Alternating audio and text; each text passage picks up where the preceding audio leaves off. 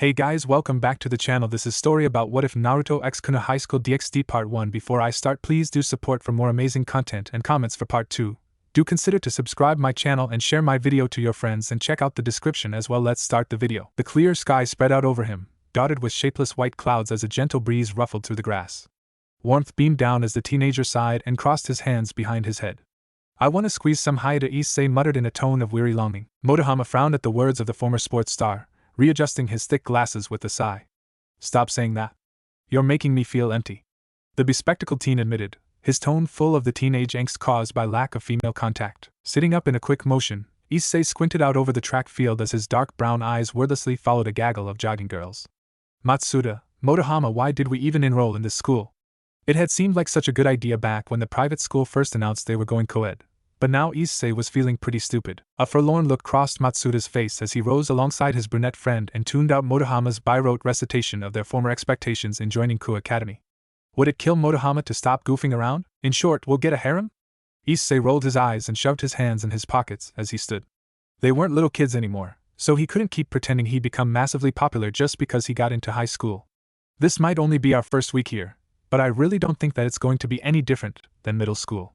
We'll just be the same losers. Matsuda sighed, covering his buzz-cut scalp like he could hide from the world. Stop trying to rain on the parade, Issei. You're going to make me depressed before I even get my first rejection. At least let me have my dreams until then. Girlish squeals cut over their conversation as a certain blonde student passed by, the air seeming to practically sparkle around him. Female students crowded around Kiba Yuto and pestered him with questions and invitations. Suppressing a frisson of annoyance, Yuto screwed on a twinkling smile and shut them down with a gentle "I'm sorry, but I have club activities right now. Thank you for inviting me, though. I'm really sorry." A trio of seething jealous gazes followed the blonde-haired, blue-eyed school idol as he strode off. Kiba Yuto. Class 1C and an idol to all the girls in the school, and an enemy of all boys, us included. Motohama growled lowly, making a dramatic fist. Kicking at a pebble, Issei hunched his shoulders tighter and scowled. Damn it. It's stupid how he's getting all the girls just because he's a little handsome, pretty smart, and good-natured. It's such an unfair world. Stop saying things like that. You're making me feel empty. Matsuda checked his watch before grinning suddenly and scooping up his school bag. It's almost time. Stay here and mope if you want, I've got places to be. Where are you going? Issei blinked in surprise, Motohama turning to study Matsuda with him. A significant lecherous smile was Matsuda's reply. Where do you think I'd be going in our lovely, once all-girls school? It's time to find some eye-candy fellas. They seriously hit me with their bamboo swords. Issei winced as he tried to rub away the stinging from the back of his head. Fixing his two so-called best friends with glares, the brunette gave it up for a lost cause and cradled his forehead in his palm. I wasn't even looking. I wouldn't complain if I had seen some at least. Unlucky for you, Issei. Motohama smirked as he polished his glasses on the hem of his shirt. You win some, you lose some, my friend. That's the way of the world. Fuck off. A faint creak drew Issei's attention, and he tuned out his sniggering friends as he craned his head up at the noise. Crimson streamers, blue orbs, haunting beauty stared down at him, and Issei could do little but gulp and press a hand over his suddenly racing heart. Sweat beaded on his palms, but just before the heat in his ears would have forced Issei to divert his attention to gain some semblance of self-control, the wondrous apparition vanished. A pale, delicate woman with the reddest hair he'd ever seen and deep blue eyes had leaned into his world for the shortest minute. She'd simply been enjoying the breeze as it stirred through blood-red strands, and he'd been instantly smitten. Without a word and barely a glance, she'd left him with shaking knees. Then she was gone, undoubtedly driven away by his wretchedness. What a cruel world. So there are people in the old schoolhouse after all. Matsuda's musing drew Issei from his mire of self-pity.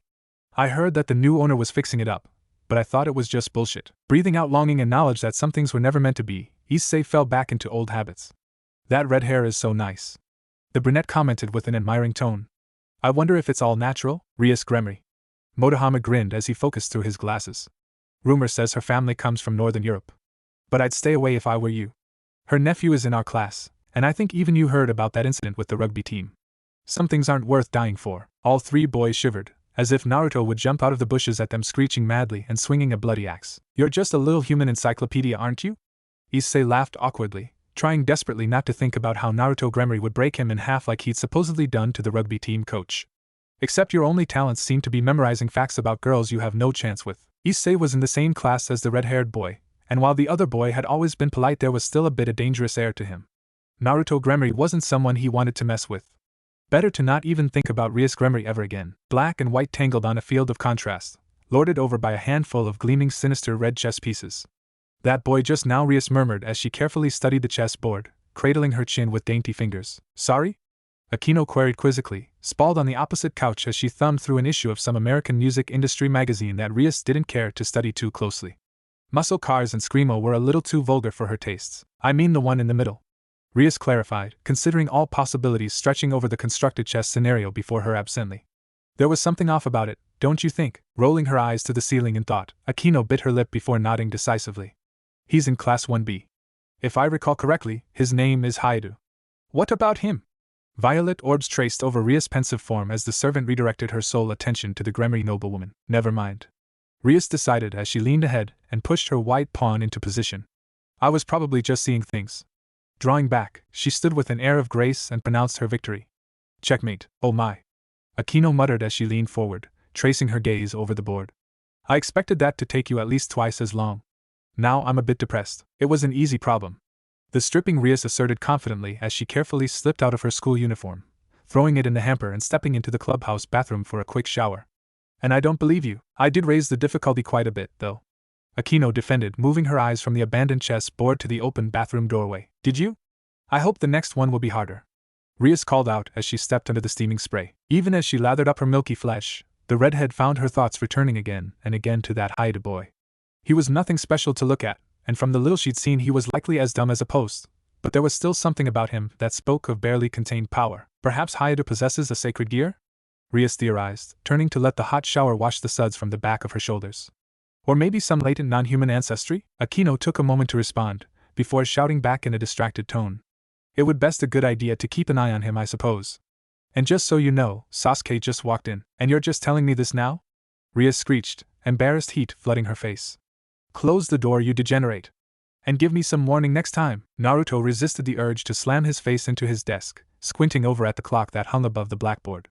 He'd been counting down the minutes all day, waiting for the moment the last bell rang so that he could get the hell out of this torture chamber. Half an hour to go. Tearing the corner off his notebook, Naruto balled the little piece of paper up.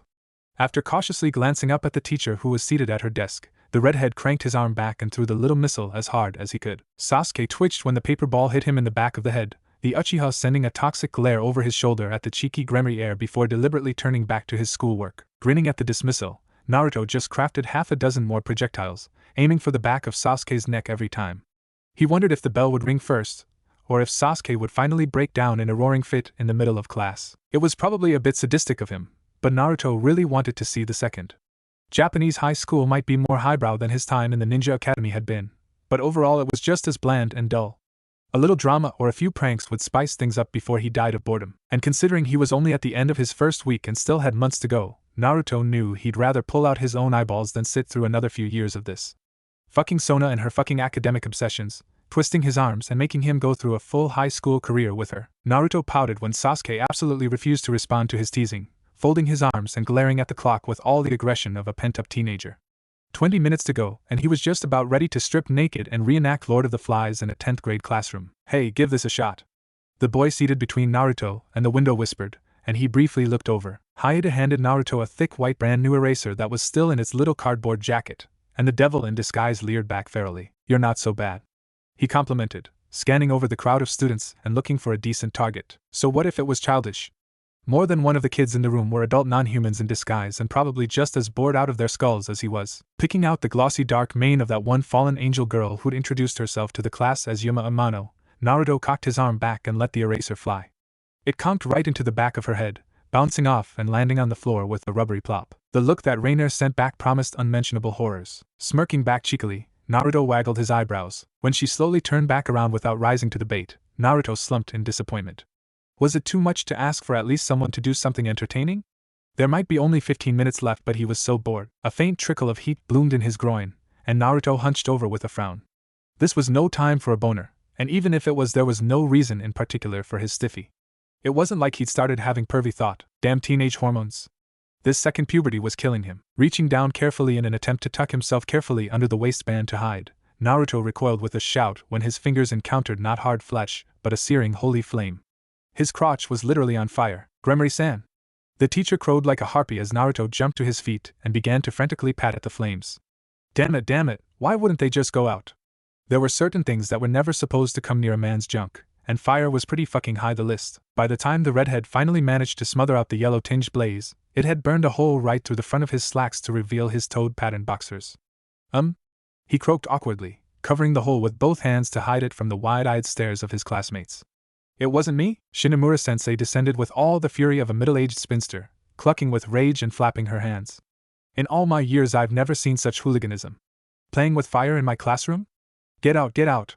I will be having words with the administrator, young man. Then the gray-haired matron chased him out in the hall, slamming the door behind the bewildered Gremory heir with a slam. The very last thing he saw before the door was closed was the victorious leer on Raynare's face. Oh, it was so on. Sasuke stepped into the newly formed Occult Research Club's private dorm with a heavy sense of relief. Finally, after enduring the hungry gazes of the female population of Ko Academy for a week, he'd get to have a few days of not being raped with their eyes. Where's the rest of them? He asked Kaneko, who was sprawled out on the couch mashing her thumbs against the buttons of her Game Boy. Who knows? The Nikomata mused, fully absorbed in leveling up her Magikarp. Naruto grew to level 12 was proudly displayed on her screen in blinking characters. Kaneko was in Class 1A with Valerie and Ravel, so she hadn't seen any other member of their scattered group since lunch break. Yuto said he would take in our applications to join the cooking club. Shucking off his black blazer and throwing it over the back of the empty couch, Sasuke couldn't help but grimace at the reminder of the blonde knight.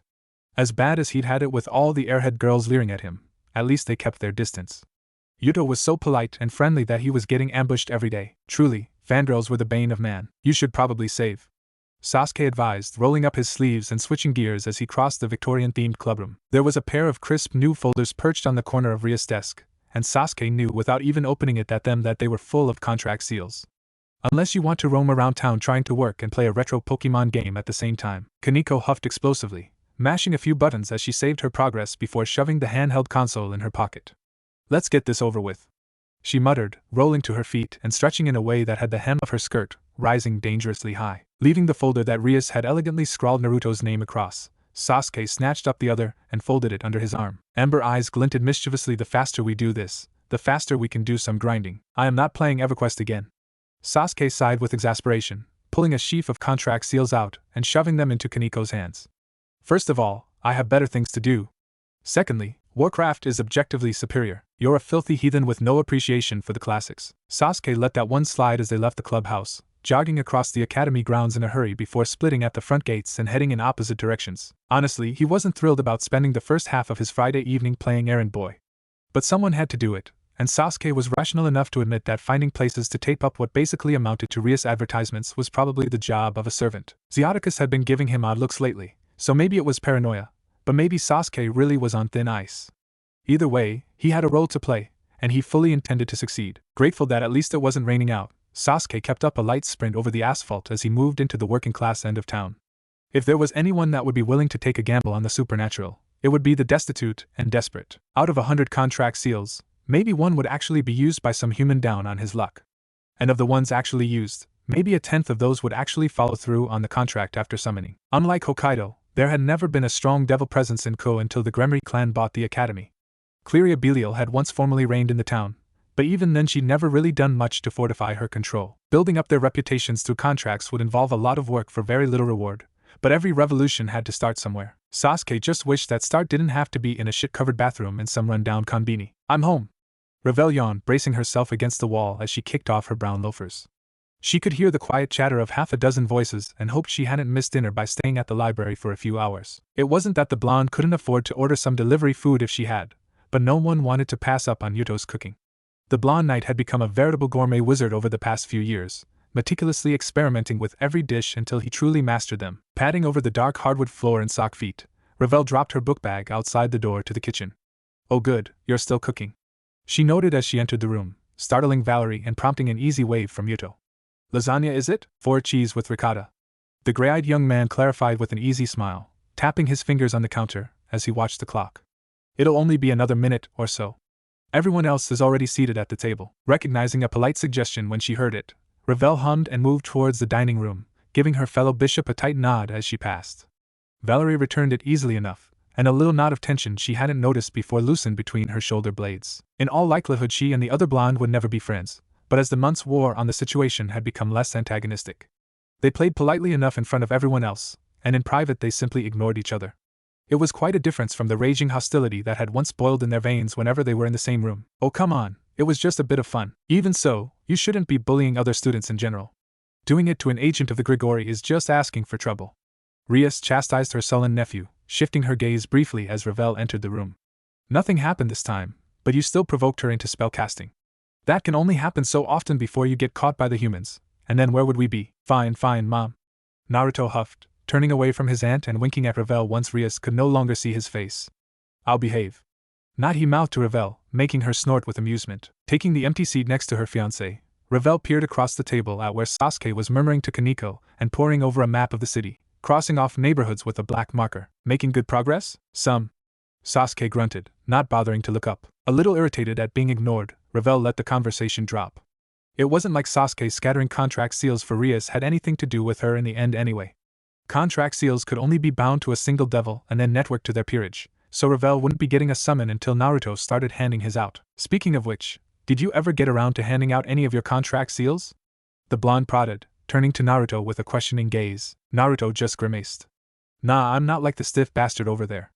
We've got 3 years here, so I figured there was no rush to get things all done right off. And besides, there are a few things Gramps and I have to straighten out with the Belial clan. I've got no time to be running errands for random people right now. Which was fair, Ravel allowed, and was probably the reason Rias wasn't hounding Naruto to start fishing for contracts. It was important to settle things with the Belial clan, even if it came at the cost of digging their claws into Kunou. After Cleria's death and the following scandal, the Belials had pulled back from Kunou, but they'd always maintained at least a vague claim to the territory. The Gremri were by contrast newcomers, recklessly sticking their nose into the Japanese town. It was a clan dispute that wouldn't escalate to war, but there were a few formalities to observe and apologies to be made. Zeoticus had taken advantage of Lord Belial's relative poverty and weakness to get his foot in the door. Now they had to smooth down ruffled feathers before a real grudge formed. Wishing for once that her fiancé was further down in the line of succession and less caught up in Zeoticus' new power games, Ravel took a pensive sip of water. I suppose Valerie and I could split them and spread them around for you. She volunteered reluctantly. Even if she'd rather not work with her rival, Ravel could put aside that friction for the sake of increasing the grip Naruto's clan had on Kunou. It would be better to spread their net as quickly as possible, before another clan, or worse, one of the Yukai factions, tried to cut in. Grinning sheepishly, Naruto awkwardly scratched the back of his head. Well, I won't say no, you'd be doing me a favor, but I figured I'd just try to bribe Rias into doing it. So don't feel like you have to jump up or anything. Ravel cocked an eyebrow. Oh ho? Too good for a bit of honest work are you now, young master? I suppose I shouldn't be surprised. There are lots of people out there who get quite spoiled by a little bit of luxury. I don't want to hear that from you, little Miss Grilled Chicken. Smiling nastily, Ravel snaked her hand under the tablecloth and pinched the meaty part of Naruto's thigh with all the force her manicured nails could sustain. The redhead gave a low but satisfying hiss of pain. I meant Hellbird. The great and glorious Phoenix, who of course doesn't even compare to your magnificence. Ravel let the sarcasm slide, releasing her grip. But before she could pull back, Naruto startled her by grabbing her hand and threading their fingers together. The simple affectionate gesture made her cheeks warm, even though no one would think anything of it. Why would they? There'd been enough outright kisses to make handholding pretty damn tame. In the end, the bishop supposed she could just chalk it all up to the pleasure of having her affection vindicated. Naruto was still so conscious of boundaries, never doing anything too risque or pushing the boundaries too far, but at least he desired her now and admitted it. Which was what she'd originally wanted in the first place. I hope that no one has spoiled their appetite with sweet snacks, Yudo declared, sweeping in from the kitchen with a steaming hot dish of lasagna in his mid-clad hands. The blonde gave Kaneko a significant glare as she deliberately took another bite of her half-eaten biscuit.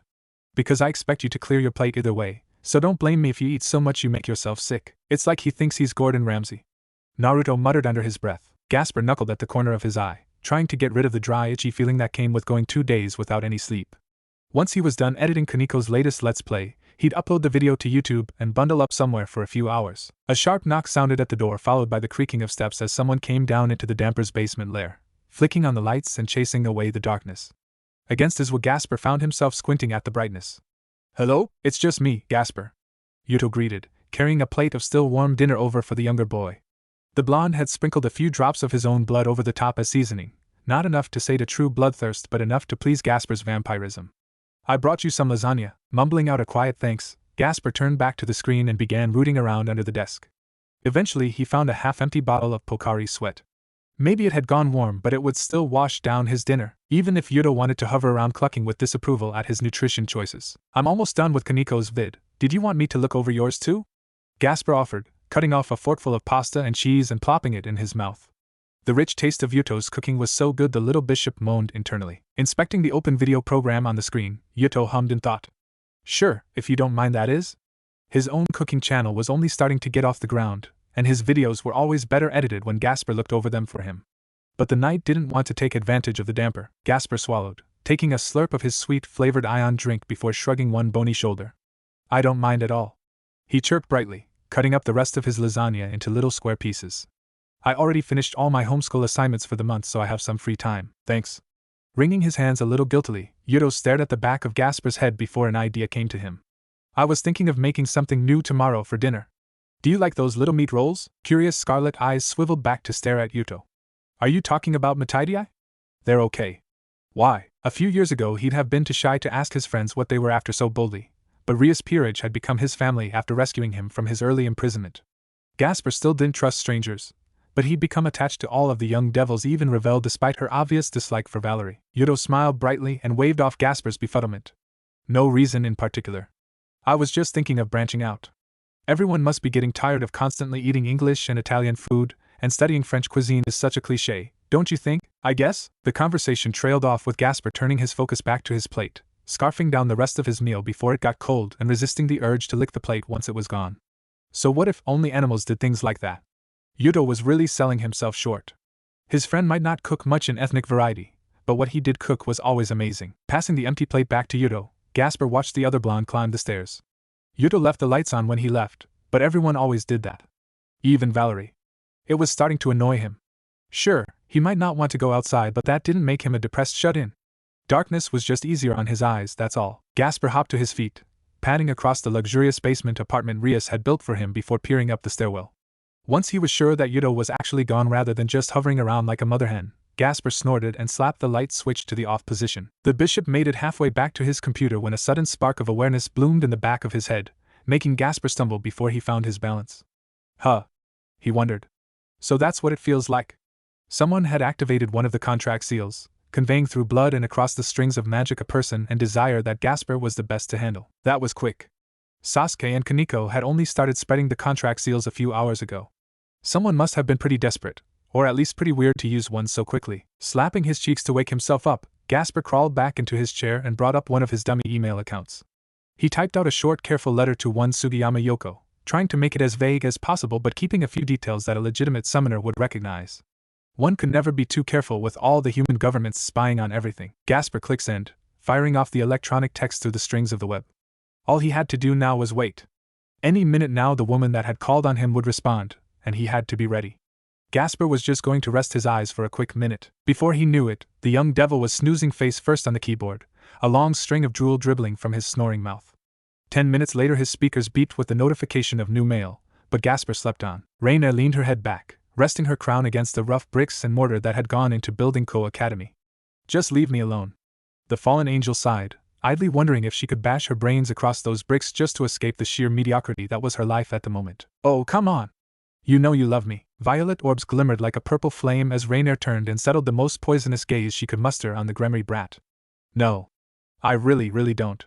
She'd sooner cut out her own eyes than admit to any level of affection for him. The redhead's antics might be slightly more interesting than suffering through yet another year pretending to be a human, but if she was the one playing target for his absurd antics, Raynare would prefer Naruto went and died someplace else. And a painful death at that, but Raynare would take what she could get.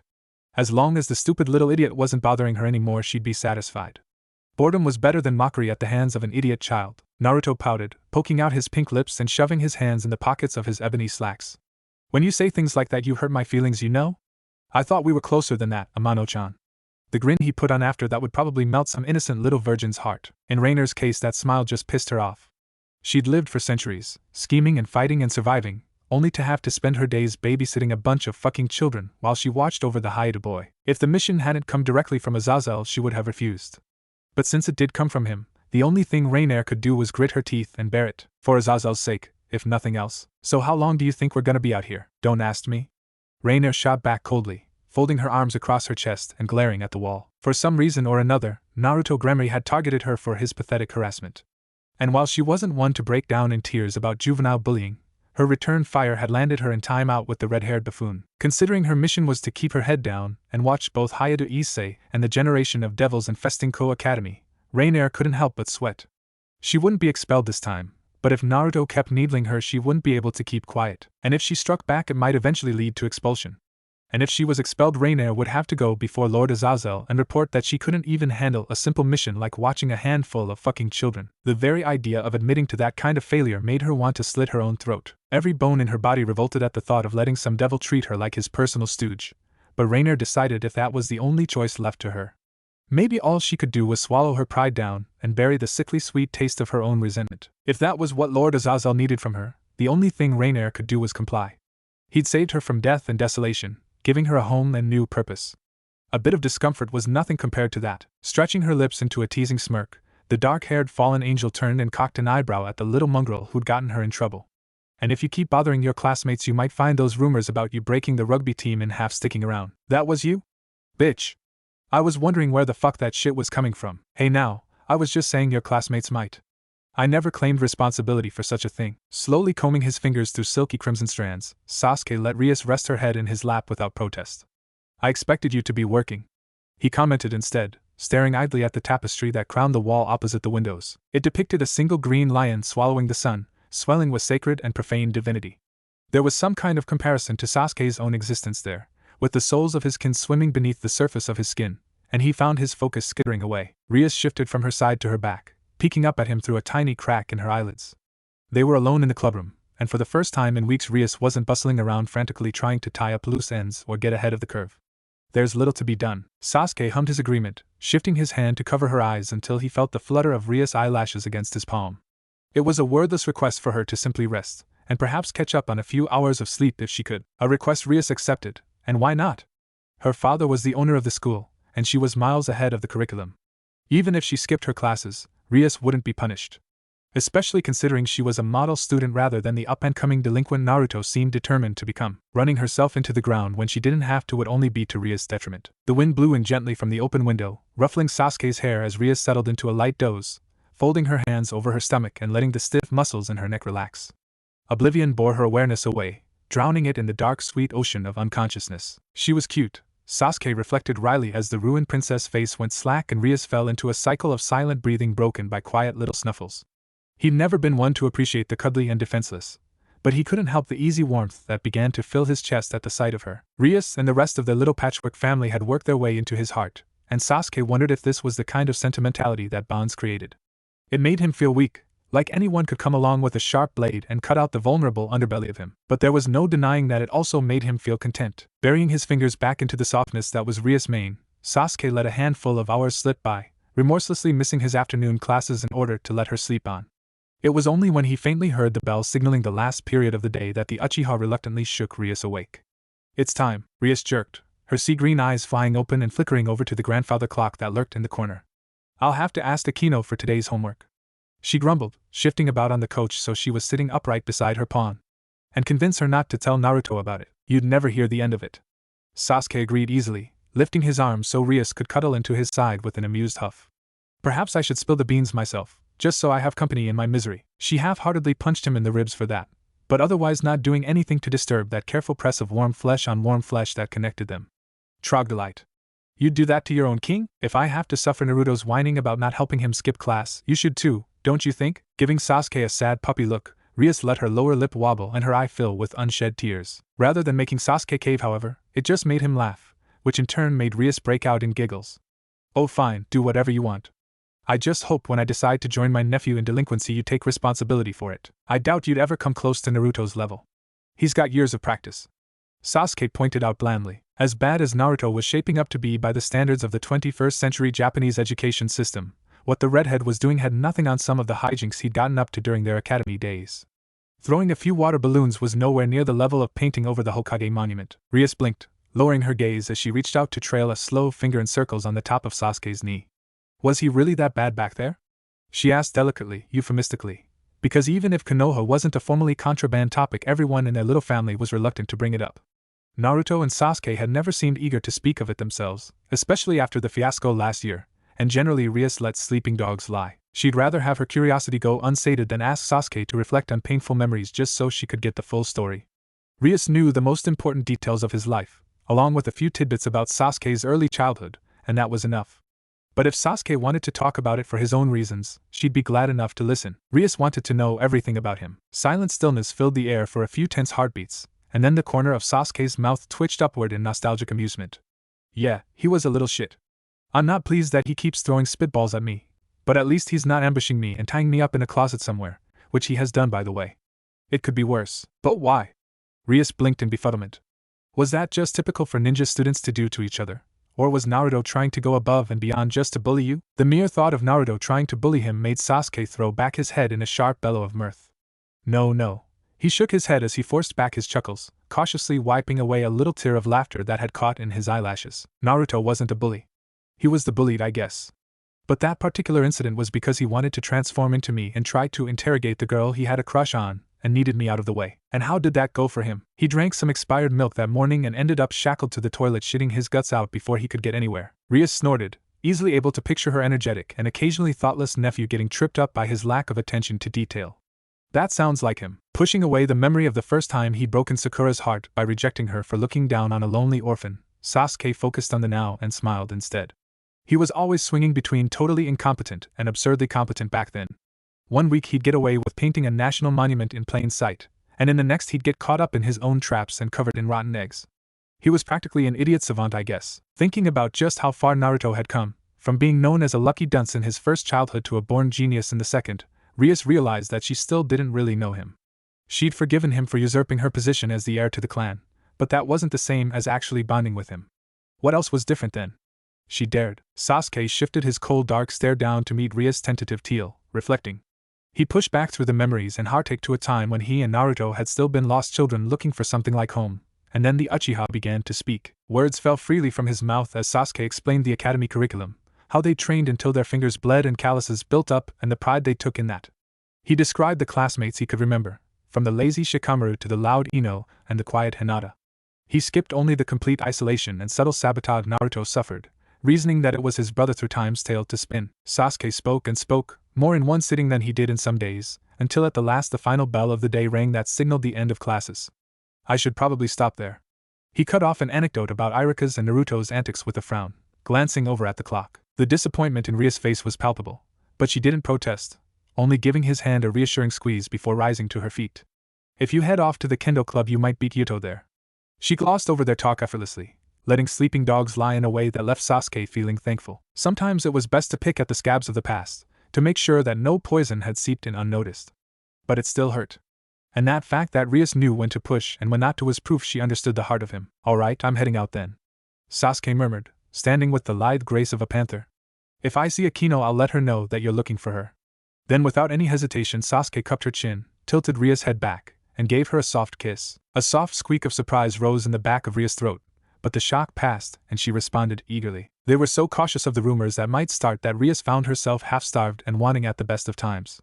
She took everything she could get every time she could, kissing back so fiercely that Sasuke couldn't help but rise to the challenge. Sasuke settled one hand on Rias' upper back and the other on the curve of her hip, drawing her close and hating the thin cloth that prevented him from being able to feel the smoothness of her skin.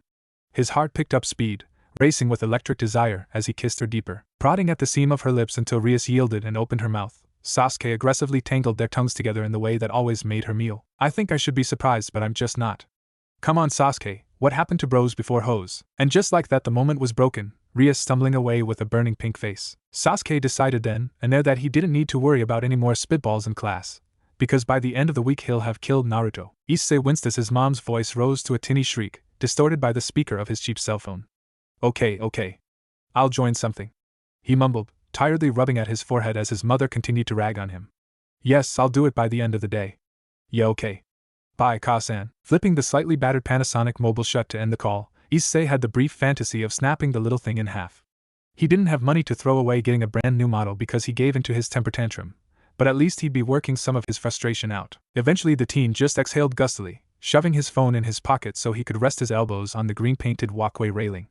I'm not gonna turn into a hikikomori, he complained moodily, staring across the lush academy lawn at a couple of cute girls. When the sight of pretty young women in school uniforms didn't make him feel any better, Issei knew he was in trouble. Kicking at the pavement with the toe of his shoe, Issei turned away from the girls and began to slowly amble his way back into the academy. Matsuda and Motohama were probably off somewhere trading the latest DVD of some eki anime, but he couldn't bring himself to care they were leaving him out. Damn it, why was this happening to him? Issei wasn't some muscle-headed jock, So why was his mom riding his ass so much to join one of the sports teams? It was probably some stupid fad she'd heard about from one of her housewife buddies, Issei reflected bitterly. In fact, it was probably that dumb old broad Sasaki-san filling his mom's head with nonsense about how sports would save her son from a lifetime of virginity. Honestly, just because he liked anime and was a bit socially awkward didn't mean that Issei was doomed to become a NET or a parasite single, or something. He might not be the sharpest knife in the drawer, but he wasn't that much of a failure. And if he was, Issei really doubted joining the baseball team would make a real man out of him, muttering a quiet "excuse me" as he slid around a short white-haired girl with amber eyes. Issei climbed the stairwell to the second floor. If he had to join one of the sports clubs, he'd probably be better off talking to his homeroom teacher to find out which ones were open to first years. It was such a damn pain, but it was better to get it out of the way sooner. Just pick one that sounded half decent, and he could stick with it for the rest of his high school life. And if he got it done early, maybe Issei would have some time on the way home to stop in a few of the shops and see if there were any new manga series on the shelf that would catch his eye. Energized by the thought of finding a brand new and engaging harem manga to follow, Issei gave a small smile and put a little spring in his step. Maybe it won't be so bad, he hoped. After all, the girls did like a guy who could get a little rough on the playing field rather than a nerd. If he and the team won a championship somewhere, he might even be able to get his first girlfriend. Issei grinned at the thought, turning the last corner and quickening his pace until he stood outside his homeroom.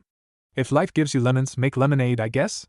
Then he turned the doorknob and stepped inside, only to stop dead at the reeking smell of wet chemicals. Covering his nose with his sleeve, Issei looked from one wet bright orange wall to the other. What the actual fuck? By the time Wednesday rolled around, Gasper was just about ready to call it quits. Now? He asked in a tired voice, red eyes glazed as he watched Kunou listen to his auto-tuned remix. The young woman just held up one hand to quiet him, closing her eyes and listening with one foot drumming out the beat. It's better, Kunou answered, sounding rather frustrated herself. But it's still not quite there. I don't know, the bass is too loud? You need to make the vocals a little clearer. Right now they're just being drowned out. Accepting the earbuds back with a little frown, the bishop threw them back on his desk before turning back to the computer screen and scanning over the interface of his vocal processing program. I'll try. As the days passed and he struggled to create an interesting and unique track, Gasper started wishing he'd never accepted Sugiyama's stupid contract. But hers was still the only contract anyone in their peerage had gotten so far. It'll be another half hour or so before I'm done with the tweaking, so I'll send you a text when I'm done.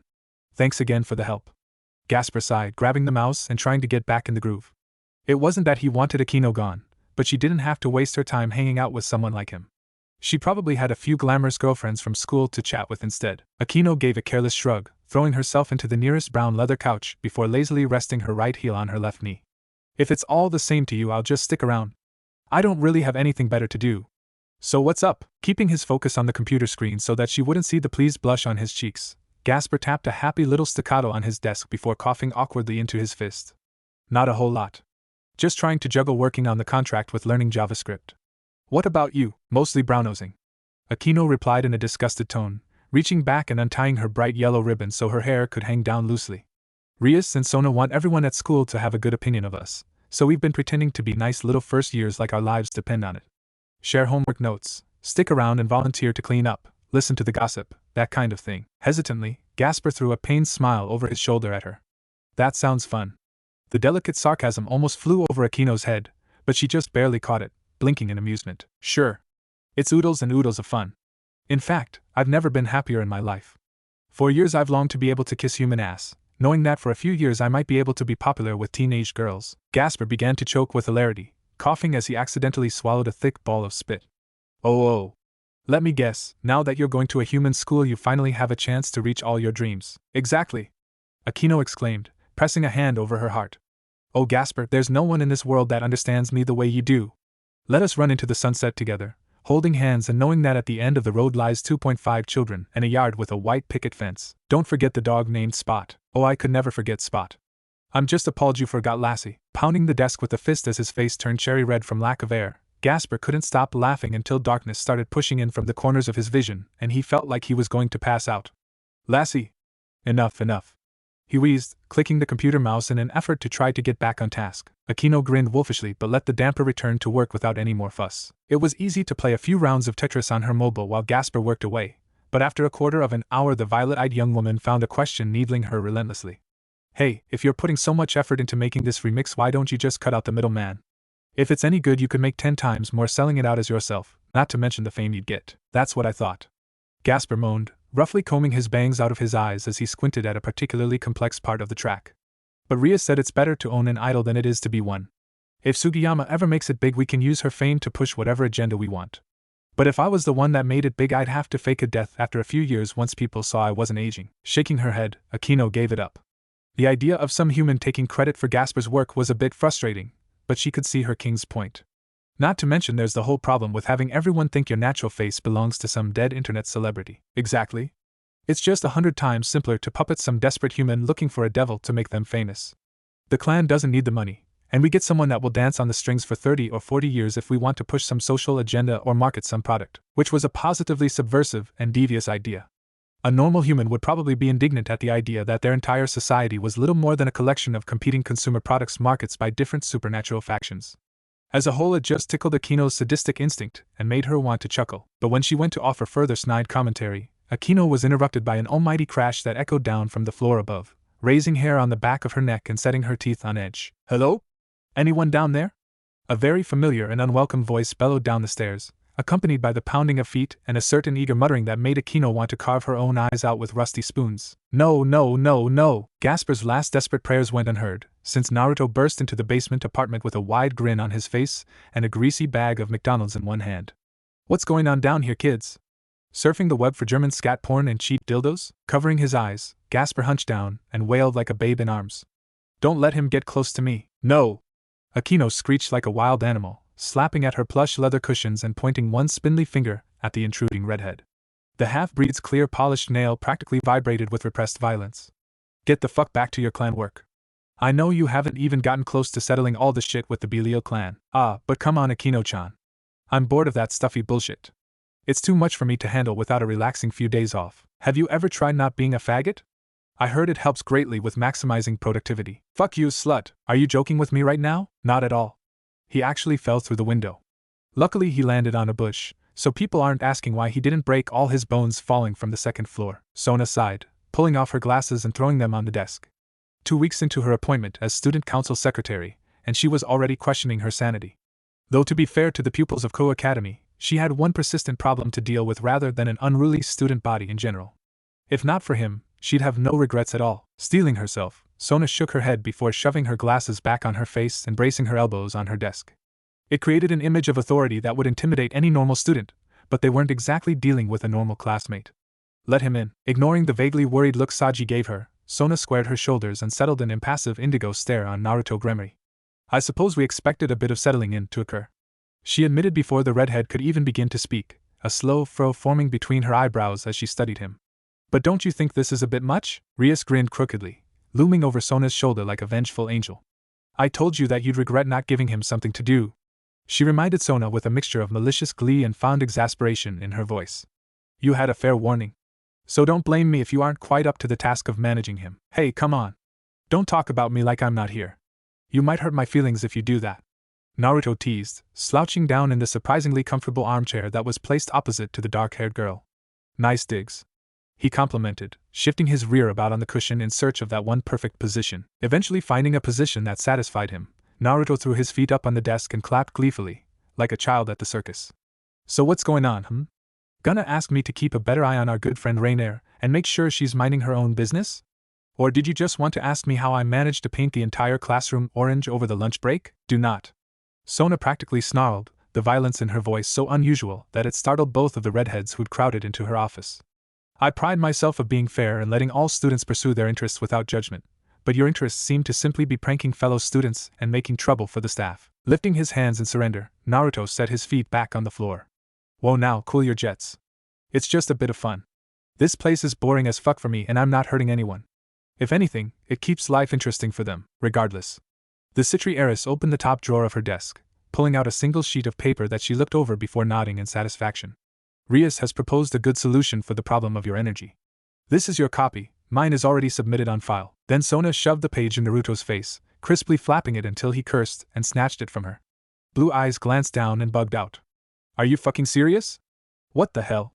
I'm not joining the soccer team." Deliberately lifting a single condescending eyebrow, Sona smirked. "And why not? Soccer is for sissies." "Well, you should have thought of that before going on a pranking rampage across the school. It's already been submitted, so no backing out." Dismissing the red-haired troublemaker with a last scornful glance, Sona turned her attention back to this week's club expense report. In fact, you have your first practice in 20 minutes. I'd hurry on over if you don't want to be sitting on the bench for the rest of the season. Now good day. Oh fuck me, I would rather not. Rias began to laugh as Naruto cursed a final time and scrambled out the door. Hey, throw me a bottle. Swallowing down a hefty mouthful of water, Issei coughed in a pointless attempt to chase away the pain in his throat. Once it faded, he glared at Naruto out of the corner of his eye, grabbing a bottle out of the cooler and passing it to the redhead. Naruto grinned toothily, wiping away the sweat coating his forehead with the back of his hand. Everything okay at home?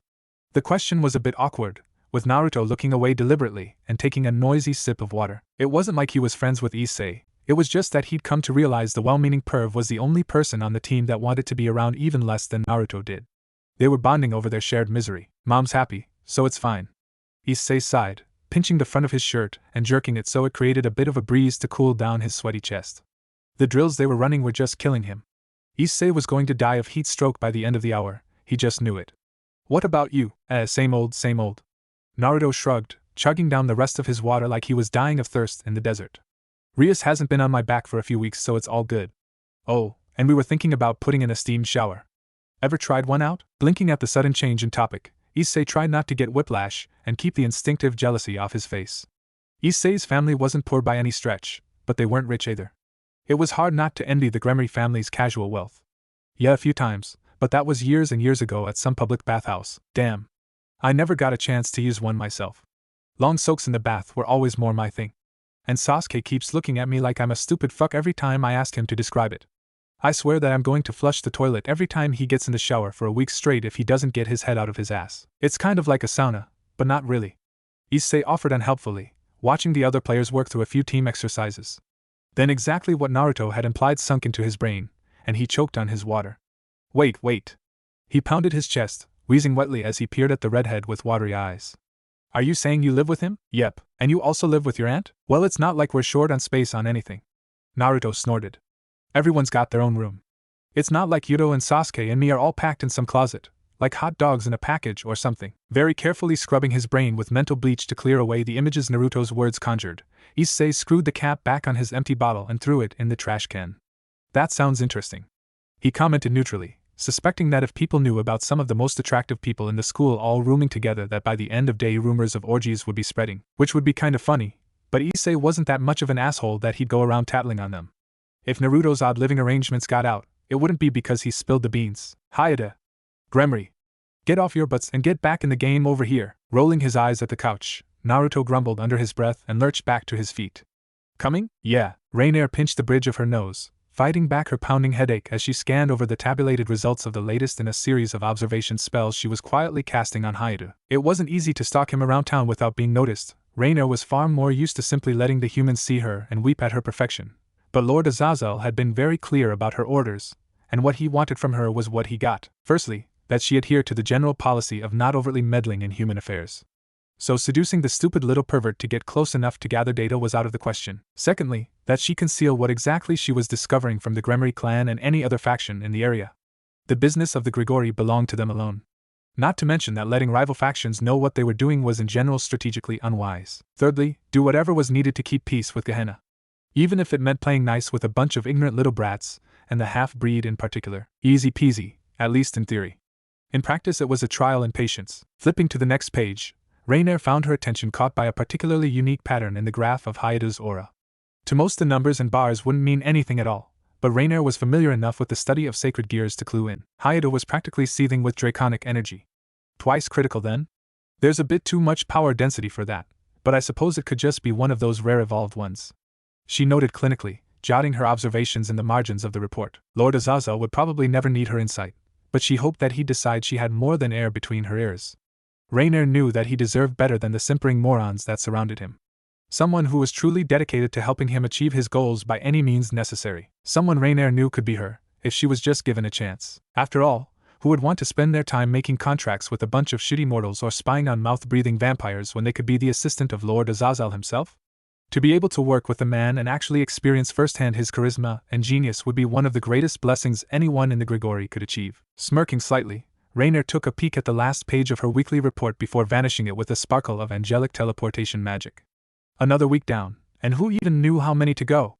Raynare just hoped they went by quickly, for the sake of her sanity if nothing else. Otherwise she'd give in to the urge to start murdering the humans en masse, and bloodstains were such a bitch to get out. On the last evening in April, Valerie found herself trying out a new brand of shampoo. She wasn't quite sure if Naruto preferred the smell of lavender, but at least she wouldn't be using the same vanilla body wash Rias did. Variety was the spice of life and all that. Then the raging mental pull of a contract seal being activated hit her like a bullet train, startling the blonde so badly she slipped in the shower and ended up smashing the back of her head against the glass walls of the stall. Clutching at the crown of her skull, Valerie cursed every deity she could name from Odin to Amaterasu. So what if it was unladylike? There wasn't anyone lurking around in the bathroom to judge her. Though Naruto wouldn't be unwelcome, she mused before clenching her jaw and massaging away the pain. Why is it me? Valerie wondered sourly, briskly scrubbing her pale skin down so violently some of it turned a splotchy red. Let Ravel spend her time running around bowing and begging the humans.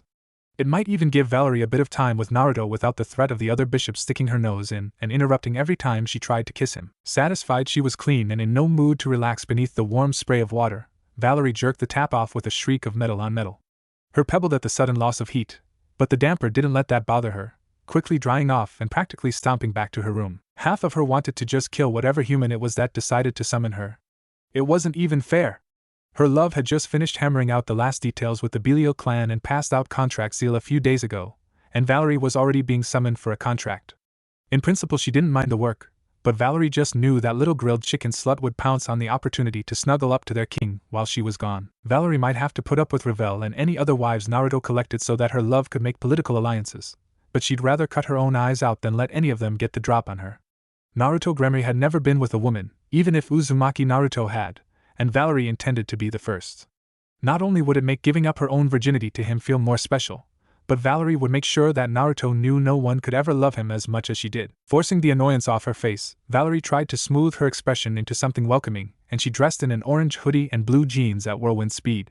There was nothing for it now, she had to represent her king in a bargain and win him a client. Which meant she couldn't come across as too irritated. When she was satisfied she looked half decent, Valerie typed out a quick text to Naruto telling him she was being summoned for a contract.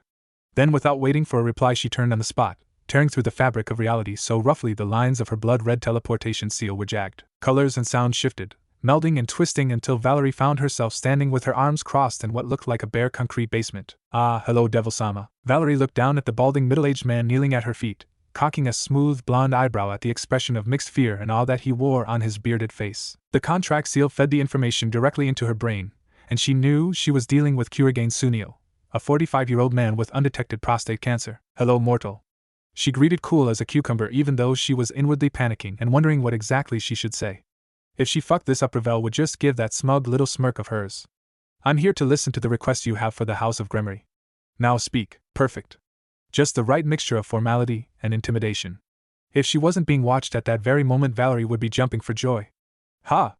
That would show that little grilled chicken. Valerie was nowhere near an uncouth commoner. Mopping at his shining forehead with the dark sleeve of his business suit, the brunette man practically wheezed with nervous desire. Well, I was hoping that I could get a cure for my wife. She has liver failure, you see, and the doctors say we can't do anything but wait for the end. I was ready to give up, but then I saw your contract in one of the old books at my office. And he was desperate, turning to fantasy and the occult when the realm of human science had failed him so completely. He was just the kind of man that a devil could make a contract with, knowing that there was no choice except to make a Faustian bargain. For the first time since she'd banged her head against the side of the shower, Valerie found her lips stretching into a grin. And so you want to make a deal? That's fair enough, we can cure your wife's illness for you. The question is what you're willing to give us in return. Valerie was fudging the details a little bit. Technically speaking, it was possible for her to cure his wife's sickness with Sephiroth Graal, but she never actually consciously used her sacred gear before. If the human was willing to offer something that Naruto accepted, she was certainly willing to try, but until then her healing ability remained in the realm of the theoretical. Anything you want. You can have my soul even. Just as long as you heal my Aiko. Bargaining for souls is illegal now, Valerie noted, her scarlet gaze burning like an infernal flame in the dark shadows of the basement. But I'm sure that my lord can work something out. Once she got over her initial annoyance, Valerie was actually a bit satisfied at her contract. Unlike Ravel, she was proving herself to be truly useful and bringing her king an offer that would let him demand whatever he wanted from Sunio. Ravel might get a little bit of time to try to put the moves on Naruto, but Valerie was confident the younger girl wouldn't get anywhere in the time she was gone. Then Valerie teleported into Naruto's bedroom, proud as a peacock and ready to bring her contract to him for approval, only to find her blood boiling at the sight before her. Ravel was perched in Naruto's lap, one of his hands gripping the inside of her left thigh while his other hand held them upright. Both of Ravel's hands were cupping Naruto's face, lifting his chin so she could kiss him more deeply. It didn't take Valerie more than a second to guess that Ravel had her tongue in their king's mouth, aggressively demanding the affection that Naruto always seemed hesitant to give. Valerie hated that hesitance when she was kissing him, but she was glad for it now, because if Naruto had no shame then he'd probably be fucking Ravel on the floor this very second. Slut. Hello? Valerie greeted chirpily, grinning maliciously as Ravel gave a quiet shriek of embarrassment before tumbling out of Naruto's lap. Their king didn't do much better, his face flushing a deep cherry red as he stuttered and buttoned his shirt back up. Roughly clearing his throat, Naruto fumbled with the last pair of buttons at the bottom of his shirt before giving it up as a lost cause. Everything okay?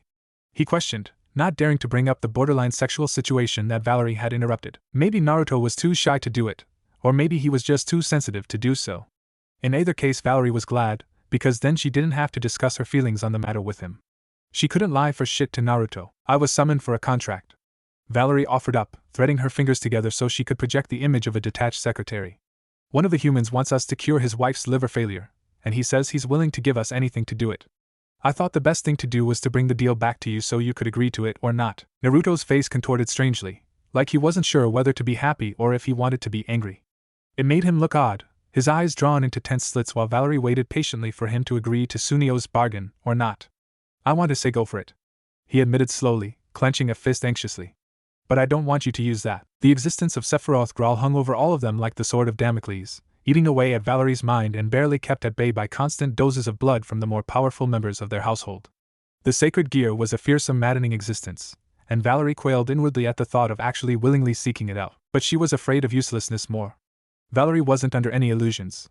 She knew the chance of her becoming some heavy hitter without even touching her sacred gear was next to none, while Ravel and Naruto himself had access to famous genetic powers. Without Sephiroth Graal she wouldn't even begin to close the gap and prove to everyone that Naruto had a reason for keeping her, physical attraction notwithstanding. I can do it. Valerie's quiet declaration cracked through the air like a thunderbolt, and stealing herself the damper let her cold ruby gaze drift between Naruto and Ravel. I can do it. And come hell or high water she would. She wouldn't be useless any longer. Sephiroth Graal is too powerful not to use, and if I'm going to learn to control it I need to practice. I agree. Ravel's declaration of support shocked both Naruto and Valerie, but the younger blonde just pushed on, jetting her chin out in defiance. It's counterproductive to coddle Valerie forever given what we want to achieve in the long term. Further, it's two-faced. How can anyone expect her to sit around doing nothing while they themselves gamble their lives for more effective spells? It was an argument that cut Naruto right to the core, slicing through all his objections like a silver bullet. The girls might not know every single little detail about his former life, but they knew enough about it, and enough about him to be able to say that he was a reckless moron himself. Naruto couldn't warn them off without being a massive hypocrite. Gritting his teeth, Naruto gave a jerky nod. Fine. We'll fill the contract. Just be careful. His azure orbs flickered like the hottest part of a flame, not embarrassed in the least by giving a half-naked lecture on a weekend evening. Just remember there's no rush, all right? You fix up his wife without working yourself to the bone. Not even Naruto could stop time. At least, not yet. The world would roll on, and she needed to roll with it, or be left behind. Valerie grinned, fully aware there were a few too many teeth in her smile, and the slits of her eyes were a little too sharp. Don't worry about it. I'll be careful, and if I feel like things are rushing over my head I'll come find you. The sensation of a contract seal flaring into existence wasn't all that different from the bloody burn of the Manjikyu Sharingan. Pressure built in the back of Sasuke's eye sockets, thrumming slow and heavy as it raced across his nerves and finally spread throughout his entire body. It was a feeling of dominance, of supplication, and of aggression. If Sasuke had to describe the taste of it, he'd half-heartedly point to copper and iron. The metallic taste would be disgusting for those children reared in peace and plenty. For Sasuke, born and bred for war, that taste was a summons to the field to fulfill his original purpose of existence. Tearing through the weaves of the mortal plane, Sasuke stepped out into a cramped bedroom.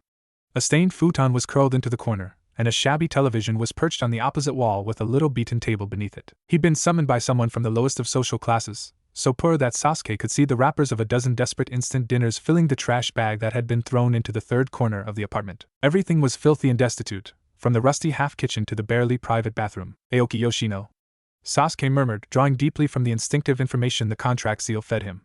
What do you want? A gaze as dark and sharp as shards of ebony settled on a mutinous 14-year-old, her lip pursing out rebelliously. Yoshino was the stereotypical image of a cocky child that refused to accept any rules, raging up and down the streets of her hometown until she finally settled into becoming a boring middle-class mother with a few amusing stories. But the image didn't quite match the reality, and the more Sasuke studied Yoshino's averted stare and faintly shaking limbs, the more he realized that his contractor wasn't as bland as he'd assumed. "Make your request and make your offer," Sasuke prodded, his voice softer but still unyielding. "Otherwise there can be no contract." Yoshino's hand spasmed, the jerky motion riding up to her shoulders in a faint quiver that set her green-streaked ponytail bobbing. Between the dye job and the silver hoop piercing through her left eyebrow, the teen girl didn't seem like someone that should be so nervous before a devil that only looked like a 16-year-old boy. "I want you to kill someone for me." She threw it down like a gauntlet, vindictive fire coloring her tone. It was like the girl was just daring Sasuke to judge her, to reject her request as too complicated or too immoral. Well, Sasuke reflected, the venomous red of the Sharingan whirling into existence. This might be a little interesting after all. Bargaining for souls or stealing them was outlawed by the treaty with heaven, but killing humans was technically not. Ignoring Yoshino's gasp of shock, the Uchiha studied her through the relentless clarity of his eyes. Everything was thrown into sharp relief, from the bead of sweat glistening at the human's temple to the frantic nervous pulse fluttering in the hollow of her throat. "Go on, I'll do it." Valerie popped in behind Kurigane while the man was cooking his dinner, pulling a startled scream from the mortal and a failing jerk that spilled half-boiled rice all across the kitchen. The boiling water barely missed her, splattered on the floor in a steaming puddle. Picking a few white grains off her frilly green sundress as Sunio gaped at her, Valerie dropped them back in the pot before giving the man a look. "I can wait in the entryway if you need some time to clean up." Then without waiting for him to stop sputtering, she turned on her heel and stalked from the kitchen. It was only once she left the room that Valerie heard the man finally start moving, muttering nervously beneath his breath as he hastily swept up his ruined meal. The cleaning gave her a few moments to think, turning over the bargains Rias suggested after Naruto made it clear he didn't want anything in particular from Kurigane. Once she settled on what she felt was the best, Valerie bounced on her toes in boredom for a lengthy minute before the hefty man finally seemed to get things in order, popping out of the kitchen babbling an apology. Wiping at the sweaty gleaming balding dome, Sunio readjusted his glasses and peered at the beautiful damper with nervous brown eyes. "Ah, Valerie-sama, I wasn't expecting you to return so quickly." "Not that it's a problem," he reassured hastily when he realized that might be taken as an insult. "I just assumed, that is to say, well, relax, Kurigane." Valerie's voice cracked like a whip, an irritated line growing between her eyebrows. Maybe Sasuke would get some sadistic amusement out of the human's obvious fear, but Valerie just found it to be an enormous waste of time. The longer she had to put up with his anxiety, the longer it would take to get back to Naruto. "I'm accepting the contract. I'll heal your wife's liver failure and even fix that prostate cancer you haven't figured out that you have for 1,000,000 yen. The pure shock that rippled across Sunio's plain features actually was kind of amusing, though Valerie couldn't blame him for the reaction.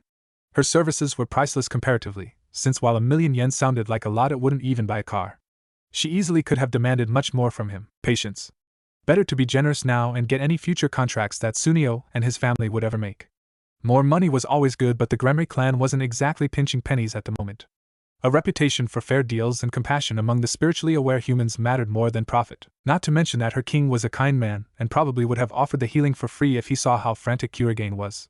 Naruto would be disappointed in her if she used her gifts to price gouge. "Are you capable of that much?" Valerie prodded dryly when the silence seemed to go on, sparking Sunio to blubber out a quick agreement and promises he'd get her the money by the end of the hour if she wanted it. He was probably afraid it was a bait and switch and that she'd give him a smirk, taunting him and saying she'd never really offer such a precious service for so little. How irritating. Snapping her fingers at the man before he got it into his head to run to the bank at that very second, Valerie frowned. "Enough, we'll get the money later. It's time to go fix your wife. I assume she's at the nearest hospital and hasn't been transferred to a larger one?" Yes. I actually rented this apartment just to be close by while she was undergoing treatment. It's just down the street." Sunio smiled weakly, giving the devil girl a wide berth as he searched for his coat and shoes. "It'll only take a minute to get there. And you wouldn't mind if we pretended you were my niece? People will ask less questions if it's a family visit." When Sunio came to a slow stop, hunched over with his right foot halfway in his shoe, Valerie had enough. The bowing and scraping was getting ridiculous. Rather than answer him, the blonde just clicked her tongue and walked out the front door, squinting through the red light of the setting sun until her eyes adjusted. "Let's go before visiting hours are over, uncle." Then she was striding up the street towards the medical center she could see in the distance, leaving Kurigane to fumble through the rest of his preparations and rush out after her. Once the hefty man caught up with her, Valerie slowed her pace and let him take the lead while she fell back into the storm of her thoughts. Despite her mask of confident determination, the bishop was anxious. Blood tamed her sacred gear, but if she turned her mind to it, she could still hear Sephiroth growl whispering in the back of her brain like 1,000 ghosts. Valerie could almost feel it picking away at her sanity, one slow thread at a time. If she didn't eventually master Sephiroth growl, she would go mad. But to do that required Valerie actually use it, which had risks of its own. Could she put a leash on Holy Grail of the secluded world, or would it destroy her first? She didn't know, and that scared her almost as much as becoming useless to her king did. Vaguely Valerie was aware they entered the hospital, and the stink of disinfectant and death burned her nostrils while she screwed on a polite vapid smile for any staff or visitors that happened to look her way. Between her drab behavior and the tiny spells she fired off from time to time to short-circuit every camera she saw, Valerie was confident that no one would think she was anything special. To them, she was just another unremarkable stranger out of hundreds that slipped in and out of the hospital every day to see dying relatives. She's just in the third room on the right. Sunio murmured conspiratorially, prompting Valerie to roll her eyes to high heaven. Finally, gliding into the stale hospital room like a wraith out of myth, Valerie took a second to confirm that Aiko's fellow patients were gone from the room and that the ward's doctor wasn't lurking about behind the curtains. Once she was satisfied they were truly alone, she cracked her knuckles. Scarlet sparks flew from her nails as a minor cantrip shut and barred the door behind them. I hope you've already told her everything. Valerie sighed, turning to gaze down at the sickly woman that was gaping up at her from the bed. Kurigane Aiko looked like a strong gust of wind would kill her. Her skin was sallow and tinged yellow, drawn paper-thin over skeletal limbs and sunk into her bony cheeks. Toss in the salt and pepper strands of lanky hair hanging from her skull, and the ill woman looked like a broken little baby bird. It was enough to move Valerie to pity for the first time since she'd actually been summoned for the contract. She didn't care about Sunio or Aiko, but in another time and in another world, it might have been her lying broken and defeated in her sick bed, waiting to die or be swallowed up by insanity. Sparing one last glance for Sunio and the balding man's barely contained desperation, Valerie reached out her hand and began. For one moment the blonde experienced a sensation of surreal falling and abject wonder. Before her mind's eye she beheld an ink-dark abyss, the raining shadows pierced through here and there by distant stars. Green and red and blue and purple they burned, defiant against the void. And then the Grail came to her, sacred and gleaming golden and full of the light of the dawn. Fire rose in her lungs and ice fell down her spine, chilling and burning and smashing with the voice of all the ghosts of creation crying out, "Save us!" Something inside Valerie splintered, but with a final wrench she stepped back and breathed in. Dark slit crimson eyes snapped open, staring at the single shining goblet that was clenched in her white-knuckled hand. Guided by instinct as old as the bones of time, Valerie held her free hand above the empty cup. Then she squeezed, nails shredding through the flesh of her palms until her own sticky blood dripped down, filling Sephiroth Grawl to the brim and then running over. Strangely, the fluid that dripped down vanished in red streamers of smoke as it hit the floor, but hazily Valerie decided not to think too closely on it. Her mind was already too full of godliness, with the consecrated, profane secrets of life dribbling from her ears in silver streams only her eyes could perceive. Again she splintered, drink, and again, both of you, and again. Yet mad I am not yet. A light pattering of rain dripped like free-falling tears, turning the paved paths of Kabukicho wet and slick with moisture.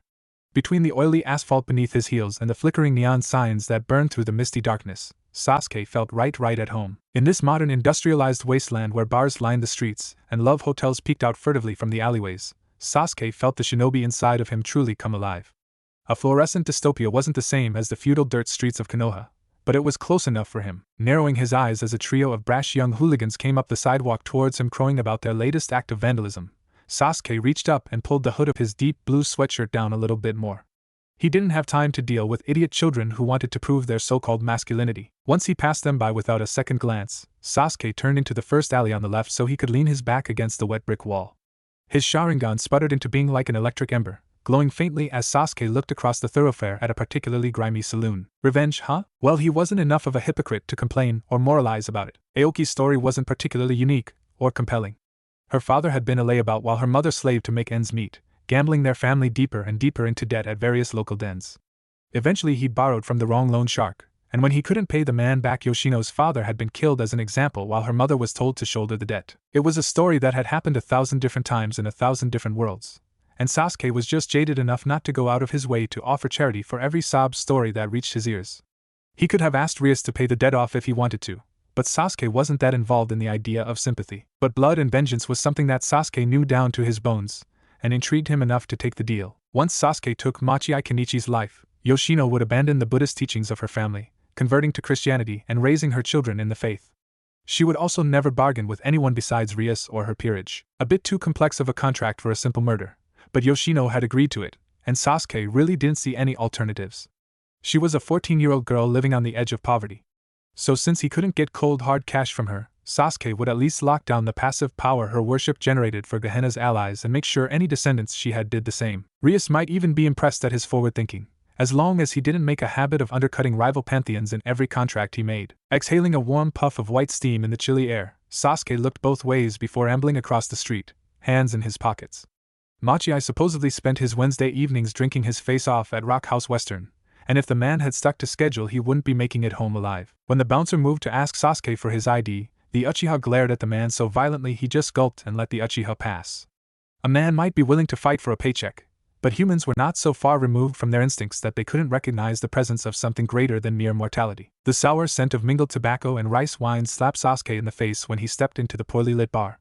It wasn't outright filthy, but there was just enough grime to set his teeth on edge and let him know viscerally that he was entering the hunting grounds for Tokyo's carnivores. Unfortunately for them, Sasuke was the apex predator in this jungle, and no buzzcut beefcake stood a chance against him. Throwing back his hood and shaking out his damp mane, Sasuke schooled his face into an icy expression before approaching the bar. "Kirin. Ichiban if you've got it, but none of that light piss," he told the bartender, not batting an eyelash at the snake tattoo that coiled up the man's bare left arm. Pale green eyes assessed the newcomer for only a moment before the man grunted and pulled a glass out from under the counter, filling it with a heady spray from the dispenser before pushing the lager towards Sasuke. There was no demand Sasuke pay up immediately, or even a threat that he'd better cover his tab before leaving. That wasn't how they did business here. It wasn't necessary, and they both knew it. Not bothering to thank the bartender, Sasuke took his drink and found his way to an empty bar stool at the very end of the counter, sliding onto scratched red leather with a frown. Sitting in plain sight as he was, hunched over his beer and nursing the golden brew, no one would suspect Sasuke was planning any trouble. They wouldn't suspect that he'd chosen his seat so that he could keep an eye on the mirror that reflected the entire bar behind him, planning the assassination of one of their frequent customers. Sasuke let the hours run late into the night, sipping down one lager after another, as he kept quiet and donned the facade of a typical sullen boy on the cusp of manhood. No one approached him or asked any questions besides the bartender, who offered to top his glass up every time it was nearly empty. When the clock struck 11:15, Machiai lurched to his feet with a burp, telling the two buddies he'd been sitting with that he was going to take a piss. Then the lone shark staggered off, scratching the bristles of his shorn head as he made his way to the bathroom. Sasuke let a cautious minute pass before slinking his own way to the bathroom, leaving his beer half-finished on the counter with a nod to the bartender. "Just going for a leak," he muttered, pushing through the pockmarked door and into the cramped facilities. With only a single stall and one urinal it wasn't much, but that was enough to make things work. The pawn's hand was already lit up with a tiny crackle of lightning by the time Machiai's instincts screamed at him that something was wrong. It only took a little tap to the shoulder for the electricity raging in Sasuke's hand to strike at Machiai's heart, sending the blonde man into cardiac arrest and paving the route to a murder without consequence. A knife or a bullet would have raised questions, but a heart attack was just natural enough that it could be ignored by a police force that didn't care about investigating the death of known criminals. Sasuke sneered down cruelly, his lip curling in contempt as the wannabe gangster twitched out his death throes on the filthy tiles, grim and urine-soaking Kenichi's clothes. "At least you didn't shit yourself," he snorted, lifting the lone shark up by the collar and shoving the man into the bathroom stall. Hopefully anyone that peeked in would assume Mach 3 was just caught up with a particularly stubborn bout of constipation. Assuming anyone bothered to look for the man at all before the bar closed. Taking a moment to carefully wash his hands with the cheap soap the bar offered, Sasuke smirked bitterly at his reflection before leaving the bathroom. He had a drink to finish and a tab to pay, and by the time anyone found Kenichi's body Sasuke would be long gone. Akino covered her mouth and yawned, scowling at the electric red numerals that were hovering above kitchen stove. Considering it was midnight she should have gone to bed hours ago, but she had promised Rias that she'd stay up and wait for Sasuke to make his way back home. Nibbling absently at a slice of cheese, the dark-haired young woman wondered how her life had turned into being Rias' matchmaker. Signing up to be her queen was one thing, but pretending to be her lover for Gehenna's rumor mill was another, and Rias' love for Sasuke only made the whole charade even more complex. Add on to that everything else Akino found herself doing to push those two together, and it was a wonder she even found time to sleep. Life would be so much easier if Rias was interested in her instead. Akino wouldn't even hesitate to return her mistress affection, and they could be together openly, and without hesitation. Gehenna might judge them for not being good little baby factories, but there was no law against noble commoner lesbian relationships. And if Sasuke still got involved after that, well, Akino wouldn't complain. Both the ruined princess and her pawn were rather delicious to look at. They were probably even more delightful to actually taste. "What are you doing?" Sasuke prodded as he stepped out of the shadows of the hallway, rubbing a towel over his wet hair. The young man had ditched his shirt at some point after entering the house, revealing a pale chest and the corded muscles of his abdomen. The faint fluorescent backlights of the kitchen appliances added an eerie glow to the pawn's skin, but it wasn't a bad look in Akino's opinion. In fact, the great undertone that shadowed Sasuke's navel was oddly attractive. It made Akino want to trace her tongue along those dimmed lines. Dragging her violet gaze away from the trim planes of Sasuke's stomach, Akino fixed her focus on his face and tried to avoid looking down. Akino had made her choice. She'd buried her desires so the people she loved could be happy without complications. She had no intention of abandoning that road now. I didn't know you got in. Sasuke just snorted at that, as if the idea that he'd make noise entering his own home was absurd. And considering his years of training as a shinobi in the other world, maybe it was a silly notion. Anything new happened while I was out? Readjusting the collar of her negligee, Kunou hummed in thought. Valerie made it back a few hours ago with her contract payment, which was interesting, but beyond that nothing. She very carefully didn't think of the way Sasuke's eyes flickered to her cleavage when she played with her neckline. Thinking about it meant she had to admit she wanted him to look, and that opened an entirely new can of worms no one wanted to deal with. Interesting. Sasuke drawled slowly, throwing the damp blue towel on the table before stepping forward and settling his elbows on the countertop. With Kunou seated on the other side of the island, they were practically nose to nose, their expressions fey and intense. Out with it then. A mocking curl stretched Kunou's lips, all deceptive lines and poisonous promises. Maybe it was too mocking and sadistic, but she couldn't help it. She wanted him to swallow her sharp edges while she swallowed his. There's something off about Valerie. I don't really know how you'd describe it. That contract took a lot out of her. I see. Sasuke's acknowledgement was bland and uninterested, the pawn turning away to pour himself a warm cup of water out of the tap. The action fit Sasuke's modus operandi of pretending to not give a damn about anything, but years of familiarity allowed Kunou to pick out the clenched knot that lay between his bare shoulders. That actually nettled Kunou a little. Valerie had a rough go of it, but there was no need for Sasuke to get all anxious about her. He had better things to focus on than Naruto's bishop.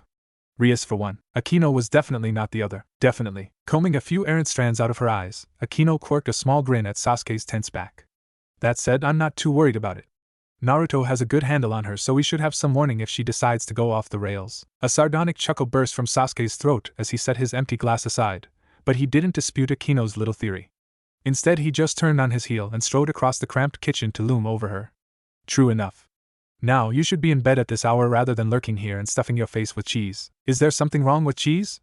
Kunou muttered crabbily, her voice thick with irritation even as she yielded to the pressure of Sasuke's hand on the small of her back. That gesture of expectation had her rising off her stool to toddle off to bed without a second thought. If Sasuke wasn't so much bigger than her, he'd have a much harder time convincing her to do anything. But he was, towering over the Thunder Priestess like she was a little kid, and he was her fucking father. Now go crawl in. Don't worry your pretty little head over whatever nonsense Naruto's peerage gets caught up in. The demand was coated in sugary mockery, but Kunou still heard the determined steel under it. Sasuke was being cautious, for some reason or another, and wanted her to stay out of the way while he and Naruto did their protective monkey man huddles. It was kind of sweet in its own way, but annoying too. Despite what Sasuke thought, Kunou was more than strong enough to ride out whatever chaos Naruto's love triangle caused. In fact, maybe Kunou would pay extra close attention to Valerie from now just to spite him. The weeks rolled on into the sweltering heat of summer, and by the time the end of June came around, Naruto wanted to just lay down on the road and die somewhere. Satan saga nuts, I can't handle it anymore. That's what she said. Rolling over on his belly, Naruto cracked open one glittering azure eye and glared at Ravel for all he was worth. Which wasn't very much considering half his face was smushed against the hardwood floor of his fiancée's bedroom. Turn on the fucking AC for fuck's sake. Ravel just turned the next page in her book, her stocking-clad legs curled up under her. A tantalizing strip of milky skin showed between the top of her striped stockings and the hem of her chaste white sundress. No more. No more. Naruto whined, running a hand through his sweaty red locks and flopping onto his back with a gasp. Someone help, I'm seeing the light. It's the end of the line for me. It's too late. Goodbye.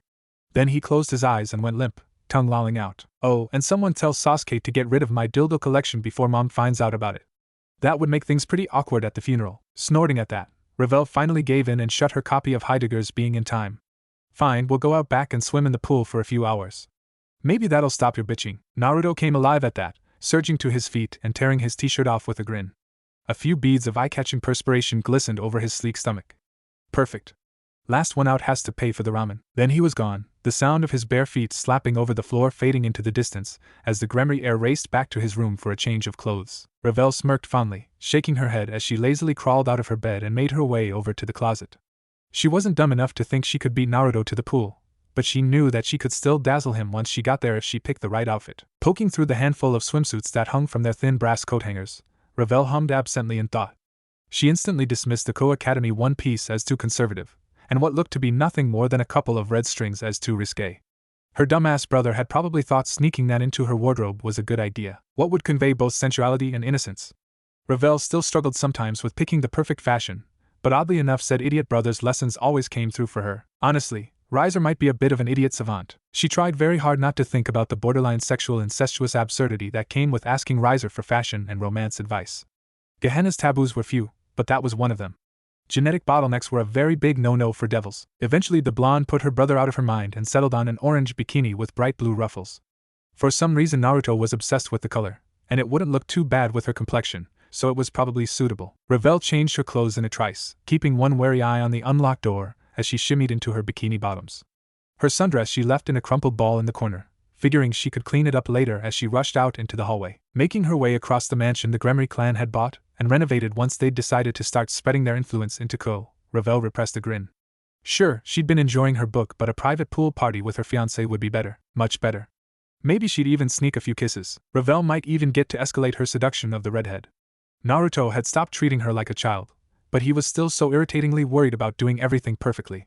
Ravel didn't need to be coddled into intimacy, and one day she'd make him see that. Ravel's bare feet pattered against the floor as she rushed past the slightly baffled-looking Yudo, ignoring the young man's half-hearted greeting. It was a little rude, but she wasn't about to stay and chat when she had Naruto waiting for her. Valerie, by contrast, was not so easily ignored, especially since Ravel raced around the corner and ran right into her, sending them both stumbling. Sorry, Ravel mumbled reflexively, sweeping her bangs out of her eyes before she stepped to the side. The other bishop didn't reply, just watching as Ravel made her way down the rest of the corridor. If not for the heavy weight of Valerie's eyes on her back, Ravel could have believed the other girl had just silently slinked off. It took a clenched jaw for the blonde to fight back the instinctive shiver that wanted to rage up her spine. Ravel had never liked Valerie, but she never had any reason to worry about her before.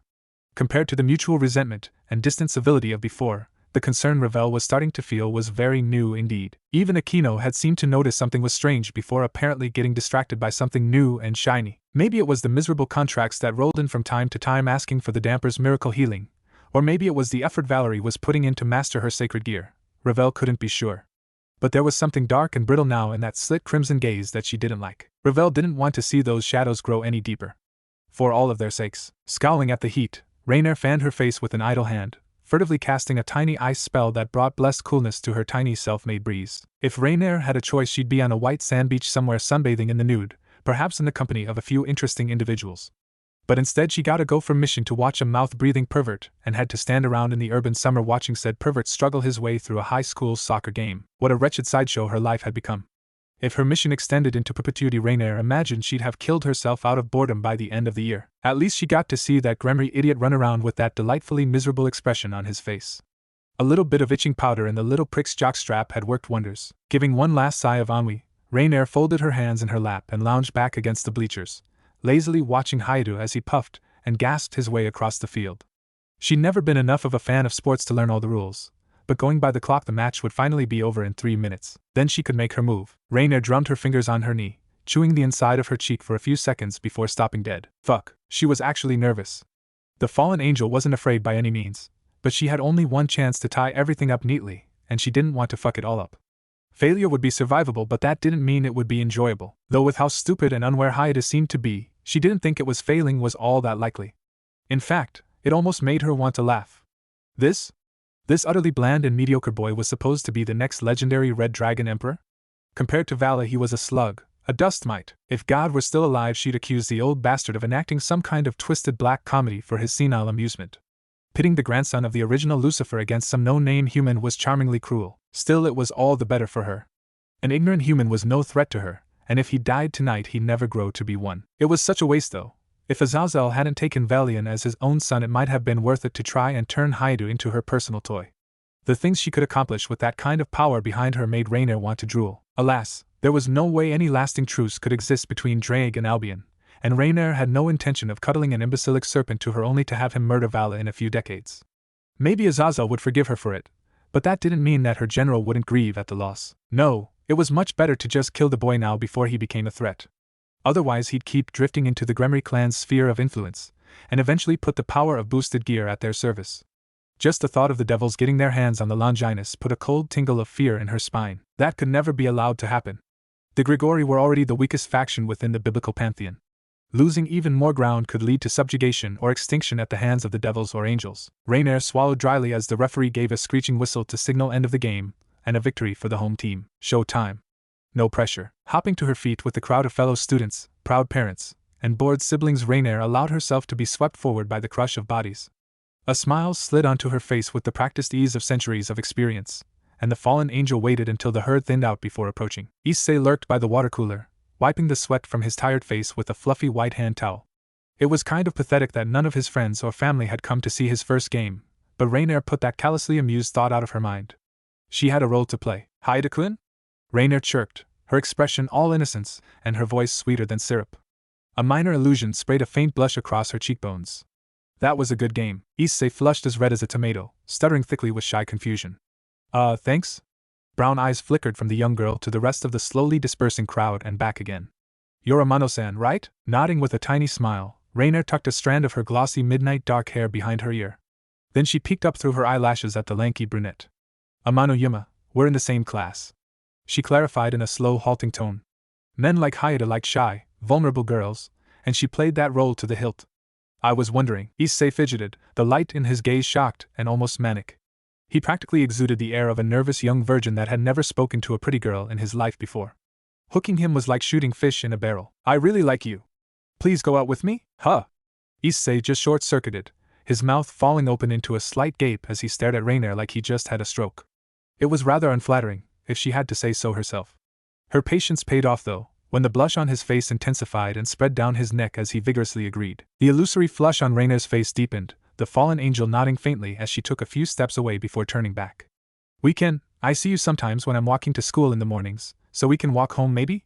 The words came out in a demure stumble, whisper soft with the uncertain bashfulness of a girl with her first crush. Issei grinned, the redness in his skin fading slightly as he seemed to dig up a bit of male confidence.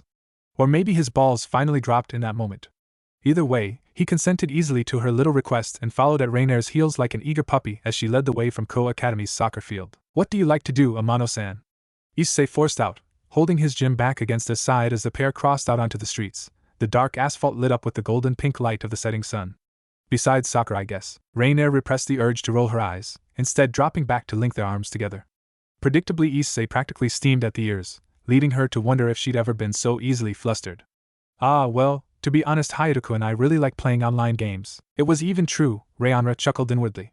Like most fallen angels, she had a taste for the continually evolving technology humans produced, and throwing away a few hours on some MMO to grind up her levels was surprisingly fun. I'm a bit of a nerd, really. No! Issei waved his hands as best he could in an attempt to reassure his impromptu date. You don't need to feel embarrassed. There's nothing wrong with enjoying a new game, or whatever. Anyone that doesn't agree is just being an old grandpa. Raynare patted Issei's elbow, shifting slightly in a way that pressed the swell of her against his left bicep. I knew you'd understand, Issei-kun. She breathed, upgrading the level of besotted familiarity she was portraying.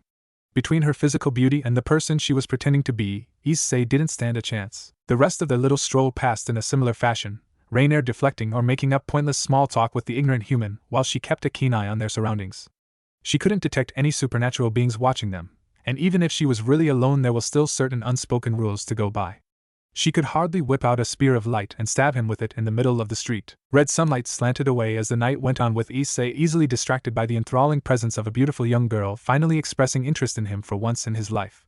No doubt he had parents waiting for him at home, but between Raynare's natural beauty and the suggestive illusions she conjured, the boy completely forgot about anyone that wasn't Amano-yuma. When the clock struck 8 with an echoing chime that rang through the air, Issei finally shook off his daze and checked his watch, only for his eyes to bug out with the realization he'd frittered away 2 hours walking and chatting with the dark-haired girl. I'm sorry, Amano-san. Issei moaned, checking his cell phone to see 5 missed calls. I really have to run. Pouting at Issei with a wobble to her lower lip, Raynare brushed away the glimmering tears that crowned her eyelashes. I'm sorry, Issei-kun. She mumbled, her fingers working at the folds of her skirt with visible nervousness. I didn't mean to take up your time. Just before you go, could I get a hand with something? Just for a second, sure. Issei agreed with a hesitant smirk, slinging his thumbs in his belt loop. I'm already late getting home, so a couple more minutes won't make a difference. Then without any hesitance he followed Raynare into a dim side alley. Did you have something you needed to pick up? Considering the back entrances to half a dozen businesses that lined the side street, it was a fair question to ask. Unfortunately for Hayadu, Raynare had something very different in mind. Not quite. I just needed you to do one thing for me. She sighed, her face shadowed by the overhang of her bangs. With her back to the human, he didn't even notice when she slipped a hand into her generous cleavage and grasped cold steel with long fingers. Okay? A sadistic smile curved Raynare's mouth, all sharp edges and rigid heartlessness.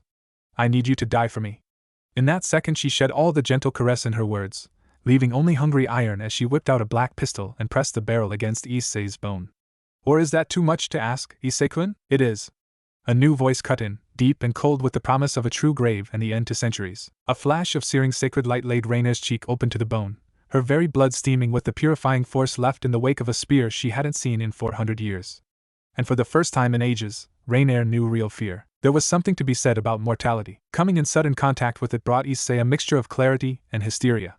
When Yuma shoved the black barrel of a pistol against his bone, his mind went to pieces, wondering why the hell this was happening to him. He was just some average kid, so who had he offended so badly in a past life that he was going to get killed by the first girl who ever expressed interest in him? It was enough to make his mouth taste bitter as his heart lurched into a racing beat in his chest, frantically thundering along as if that was the key to remaining alive. If his heart had awareness of its own, it was probably thinking that if it just pushed enough adrenaline through his body in that split second, he'd be able to dodge a bullet from point blank. The human elevated to the superhuman by nothing but sheer willpower. How stupidly pointless. Issei couldn't even enjoy the last thing he was going to see as a living man, since Yuma's face seemed hyperreal and monstrous to him. Oh, she was classically beautiful, down to the fine glossy lashes that his adrenaline-enhanced vision could individually pick out in that last moment. But the shadows of the alley and the aggressive expression she wore twisted everything into a final minute nightmare. He blinked, and light crashed through that instant like a meteor. Something like glass shattered over Yuma's face as she reeled back, a thick streak of blood trickling down her cheek that Issei barely noticed because she suddenly looked much older and much more dangerous. The shift from a soft-faced girl to a mature woman was so dramatic and noticeable that Issei had only one thought in his skull. What the actual fuck? Was this magic? Violet eyes darkened with an internal flame, and the pistol in her hands roared. Another white-gold flash filled the world, heavy with something so ancient and undefinable that Issei had no words. He was struck mute and motionless, only able to stare in terrified wonder. Being shoved to the side and banging his head against the iron of the nearest loading bay door didn't help him come up with a way to describe it. Fuck. Issei heard Yuma swear, with even her voice deeper and more mature as something came back around. The majestic presence intensified, making Issei pale and choke at the pressure that bore down on him. Was he going to die for the second time in 5 minutes? Well, between a bullet and a fucking eldritch abomination, he'd have definitely picked the former. A bullet was painful, but it was clean compared to the slew of images and impressions Issei struggled to put together. The sacred presence, sleek dark blue lines moved, a pillar of golden light held in one hand as a human moved with inhuman grace. More screams, more blood, and then purple stars and magenta crystal flickered, vanishing with a shower of midnight dark feathers that shone like rainbows slick beneath the porch lamps of half a dozen closed shops. Gods, Issei whispered, pupils blown so wide that there was only a thin limp ball ring of wood brown surrounding them. His crotch was wet, but he couldn't even muster up any shame at having pissed himself. Gods, the overwhelming sensation of pure power remained for another watchful heartbeat before dying away, sacred sorcery dispersing at the sound of a deep scoff. Gods? Let me tell you something, kid, there were no gods here tonight. Destiny is in the hands of men. Bright blue orbs looked down at Issei's cowering form with nothing but pure contempt in them for a long second, but then that disdain shifted to a more neutral curiosity. So that's how it is. He spoke, his voice thick with realization. How what is? The taller man didn't anything else though, just exhaling slowly through his nose before turning on his heel and walking away. In one moment he saved Issei's bacon, and in the next he dismissed the younger man as if he was just an uninteresting piece of scenery. The difference was enough to cause whiplash. Wait. Issei croaked, standing on shaking knees and stumbling after the stranger who had just saved his life. Wait. Amazingly, the magician, the only thing Issei could think of to describe him, did, glaring over his shoulder at the brunette. What? Contrary to his hostile bearing, there seemed to be no actual heat underlying it. That gave Issei enough courage to lick his dry lips and let the words spill out. What the fuck just happened? Just the memory of the last 10 minutes was enough to make his palms break out in cold sweat. Who are you? Was that magic? Was Amano-san a Tengu or something? Why was she trying to kill me? Issei couldn't help it when his voice rose from a timid whisper to a high-pitched squeal of absolute fear.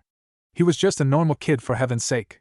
An hour ago the only thing he was thinking about was how much he hated playing soccer while hoping he might find a girlfriend, and now he'd nearly been slaughtered by some girl out of a fairy tale before getting his ass saved by some sorcerer guy. Sighing lowly, the young man settled a hand on one navy blue-clad hip and considered. Despite Issei's panicked outbursts, he actually seemed more patient than he was before, perhaps deciding that Issei really was ignorant rather than just some dumb coward. It was magic of a kind. That woman wasn't a Tengu. She was a fallen angel, the kind you hear about from the Westerners. And she was trying to kill you because the god of the Christians hid a powerful magical item in your soul. In my soul? Issei groped vaguely at his chest, like he could just pull whatever it was out like a pocket hanky. The idea was even more ridiculous than the rest of the fantastical information he'd just gotten. At least he'd half expected to have it confirmed that magic was fucking real. The idea that he was some kind of destined chosen was just he couldn't believe it. While Issei tried to deal with the fact that his entire world had just been twisted upside down, his savior turned and strode away, his boots sure and strong as they prowled over the pavement. Wait! You didn't tell me who you are. A nonchalant wave without even bothering to look back was the response he got. Why the fuck am I doing this shit? I'm not the captain, because Naruto Gremory is a good team player and a real go-getter. Sasuke drawled from his spot leaning against the gym storage room door. The Uchiha half-heartedly thumbed through a round of Tetris on his cell phone while Naruto fucking slaved. Look at that boy go, he's the MVP and he still pitches in after the game. Go shove your thumb up your ass, you poncy prick. If you want to make requests of the crowd, you should be doing something when you're playing then. I scored every point, you could have scored more, son of a bitch. No, Naruto wasn't bitter at all about Sasuke's refusal to help. Why would he be? He was just that much of a generous soul, really. In the end, Naruto decided he didn't give that much of a damn, settling for just leaving the nets rolled up in the corner, while he left the soccer ball perched between them. At least he didn't have to actually take the frames in two. Let's get out of here. Sasuke exhaled in relief, dropping his phone in his pocket and leading the way out of the dark and dusty storage room. Without thinking too deeply about it, Naruto followed. The faint sound of crickets chirping marked the warm summer evening, and Naruto found himself instinctively relaxing at the nostalgic chorus. It reminded him of his time on Team 7 in Konoha, back when he really had been a child and innocent, drilling a bittersweet little pain in his heart. Have you noticed anything else unusual? It was a concession to the real concern in Naruto's voice that made Sasuke answer truthfully rather than give a sarcastic grunt in reply.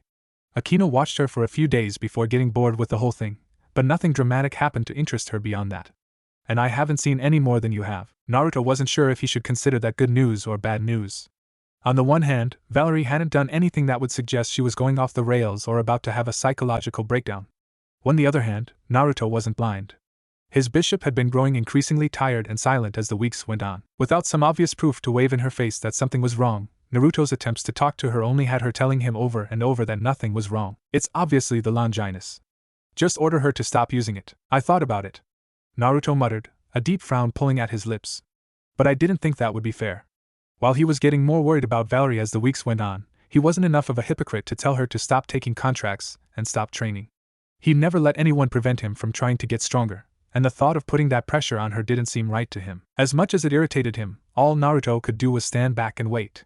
When she fell, he'd catch her, but before then he couldn't just put a leash on her just to soothe his own conscience. Maybe he'd abandoned Jiraiya-sensei's teachings, but he hadn't abandoned basic decency and a sense of fair play. He'd give her the chance to figure things out for herself. Giving an explosive huff, Naruto shook his head. That was enough for the moping today, he figured. He couldn't do anything about it right now, so there was no point in complaining about it. So why are you actually here? I know you didn't come to watch the game. Rias left a few things in the clubroom and I needed some air. Naruto smirked snidely, readjusting his gym bag as he jogged ahead of Sasuke so he could walk backwards and get a front row seat to the entire show. Oh?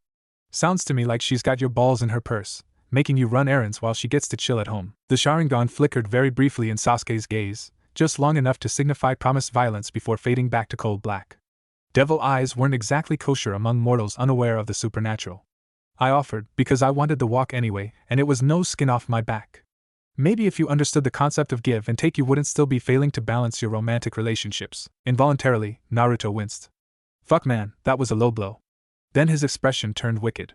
Besides, at least I can say I have romantic relationships, as in more than one. You've only got the one, and you still can't get it in. That makes you the dud and me the stud. Sasuke just cocked a sardonic eyebrow. From here it looks to me like you've got two eager blondes and you still haven't gotten anywhere. Rias needs gentle handling a lot of the time. What's your excuse? Performance issues? All the salt from that ramen stacking up? Listen here, motherfucker. Shut up. Don't tell me to shut up. You shut up, Naruto. Sasuke said very clearly and very coldly, crimson flooding back into his eyes without any regard for who might see it. Shut up. There wasn't any teasing or irritation in Sasuke's suddenly serious demeanor, and that more than anything made Naruto pipe down, as soon as did it hit him. The overpowering metallic reek of blood. Ah. He hummed, his pupils contracting as he turned to look up the walkway leading to the old dormitory housing the Occult Research Club. A human wouldn't have noticed anything with their dulled senses, but the two devils could smell the gore from more than 100 meters away. There was so much of it that Naruto grimly suspected someone had either been murdered in the clubhouse or had been wounded elsewhere before making their way inside to die. Let's go. Dropping his gym back in the bushes, Naruto rushed up the sidewalk with Sasuke hot on his heels.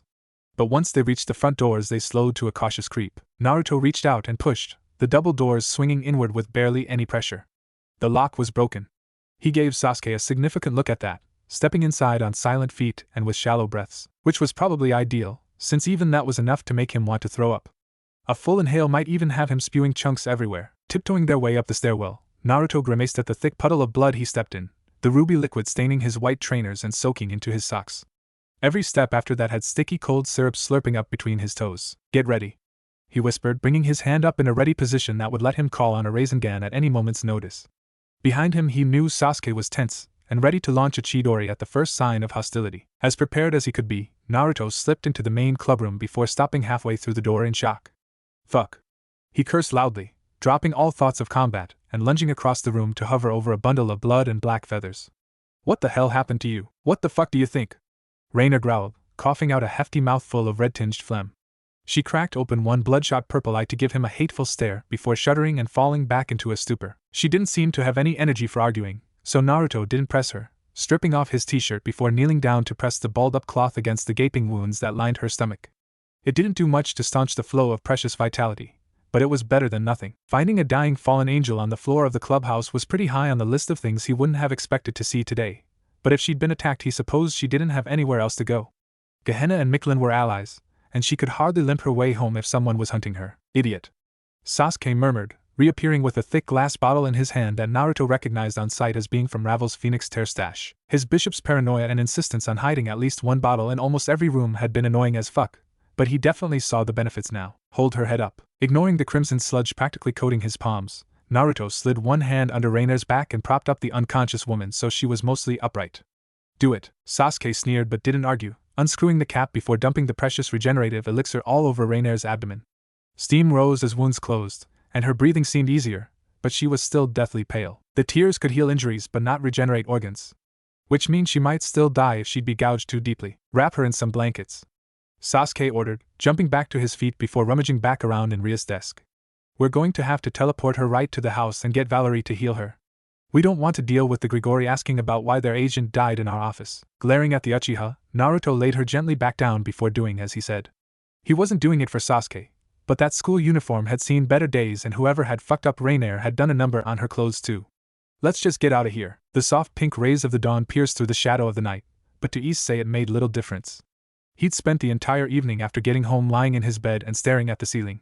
His eyes felt swollen and dry, but sleep was just as far out of reach by the time morning came as it had been when he'd sprawled over the mattress. How could he sleep when everything had changed? Issei scrubbed at his face, wondering when he'd slipped from jumping at every creak that rattled through the house to just lounging fully numb. If Amano came back to kill him, there was nothing he could do to stop her beyond hoping that the spear-wielding magician showed up again to save him, so why bother being prepared to run? At this point he couldn't really say his life belonged to him. Eventually his alarm clock shattered the silence with its demand that he wake up and get ready for the day, but Issei shut it off with a heavy slap. What was the point of school? What was the point of anything when some monster could just jump out of the shadows and kill him because some god had decided to curse him the day he was born? He'd only lived so long out of sheer dumb luck. Well, Issei decided as he sluggishly got to his feet. If he was doomed to die, at least he could do his parents the favor of not being in the house when they came for him. There was no reason they needed to get caught up in the shitstorm his life had turned into. Trudging through his morning routine like a zombie, Issei showered and crammed down a few slices of half-buttered toast before heading out. His parents were probably worried at his lack of energy, but Issei couldn't even begin to bury the horrors buzzing in the base of his skull. A warm breeze blew up the street towards him, carrying the sweet scent of some housewife's apple pies, and Issei felt his eyes water. Fuck. He didn't want to die. Why did this have to happen to him? Issei clenched his jaw so tightly it was a wonder his teeth didn't crack. He glared at everyone he came across. He made his way to the academy. It was a far cry from his usual friendly self, but he couldn't help it. Amano had proven he couldn't trust anyone. The salaryman standing outside the local coffee shop? Maybe he was a kitsune. The little girl sitting on the park swing set?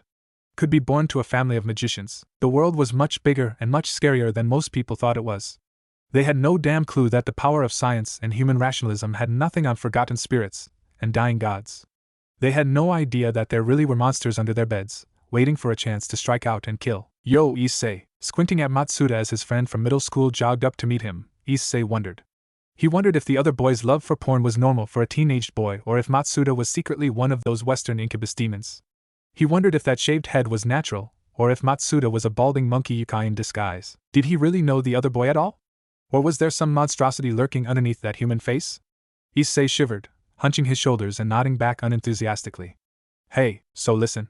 Matsuda lowered his voice conspiratorially, keeping one eye out for any eavesdropping yearmates as they made their way to their classroom. I was poking around on the net, and I managed to get my hands on a few vids. Top-tier stuff, uncensored. Wada say we get a hold of Motohama and head back to my place to watch them? My parents are out of town for the rest of the week. Normally the prospect of being able to watch illegal uncensored bootlegs of Japanese AV actresses sold to Western audiences would get Issei's interest. Being able to slither off to one of his friends' houses for the evening for a porn and pizza marathon without having to worry about anyone's parents popping in would have him bouncing off the walls in excitement. But Issei couldn't get his mind away from last night. Every time he closed his eyes he was back there, with images of violence and blood shining behind his eyelids while the remembered taste of gunpowder simmered on the back of his tongue. Ass and tits and panties all seemed like nothing next to magic and death and terror, and perving around like it was just any one other day was simply impossible. His life was different. He was different, and Issei knew that there was no going back into the comfort of blissful ignorance from here. Nothing would ever be the same again, even if he never saw another supernatural creature for the rest of his life. Now Issei knew that there was something behind the curtain. The brunette smiled weakly at his old friend, his chocolate-brown gaze glazed and dull as he tried not to wonder which one of the classmates filtering into the room wasn't human. Nah, not tonight. I need to get caught up on my studying and Ka-san has been really putting the whip to me lately. Sorry, Matsuda looked baffled. Are you sure, man? Yeah. Issei sighed, acid burning in the back of his throat as he pretended nothing at all was wrong. I'm sure. It is what it is. Can't do anything about it. Rias scowled down at the stain left behind by Raynare's blood on her clubroom floor. She and her peerage had quietly mopped up the mess without alerting the students or the staff of the academy, but it had still sat long enough to set in. At least the hardwood was dark. According to a quick internet search, once she gave it a week or two to oxidize, the crimson tint would be darkened into a shade much less noticeable that wouldn't ruin the wood.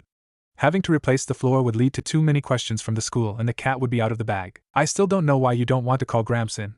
Technically he's the administrator around here, so you'd think a student almost getting shanked on campus would be right up his alley. Looking away from the squiggly stain that had seeped in right beside her desk, Rias settled a considering state on her sullen nephew. She was pretty sure she'd already told him why they couldn't call in the clan that morning, but considering how drawn out and exhausted he seemed, she could probably cut him some slack. They might not always get along, but that didn't mean she had to be a shrew about it. Because while Raynare came here for sanctuary, as she should considering the Grigori are allies of Gehenna, we don't have enough information to make that call. We don't know who attacked her, or if she attacked someone else. We don't know if the Grigori have any more assets in Ko or if she is the only one. We don't even know if she'll live or die. Until she wakes up we won't have any answers. And until we get those answers, it's better to handle this informally. Right. Naruto muttered, dropping the mop back in the bucket before knuckling at one bloodshot eye. Plausible deniability. As long as the clan doesn't know, anything we do can be passed off as ignorant kids being kids. But if they do, then they're accountable if Raynare fucked with the wrong faction. Because of giving support, and whatever. Rias hummed a low agreement in the back of her throat, hefting the bucket up so she could dump the dirty water out in the private clubhouse bathroom. It left a pinkish ring in the bottom of the tub that she had to spend a few minutes spraying at with the detachable shower head. Coming up behind the ruined princess with a smut jug of bleach he'd probably pilfered from one of the janitor closets, Naruto poured the industrial cleaner in the tub to make sure the porcelain was left pristine and spotless. Listen, I'm gonna head out. Me and Sasuke are gonna run the streets for a bit, and see if we can pick anything up. I'll let Akino know she doesn't have to keep a watch out when I go by. Good luck. Rias acknowledged, twisting off the water and drying her hands. Just try not to stay out too late and keep in contact. Otherwise we'll be wondering if you two have a foul of whatever it was that savaged Raynare. Yeah? Sure thing, Mom. See you later.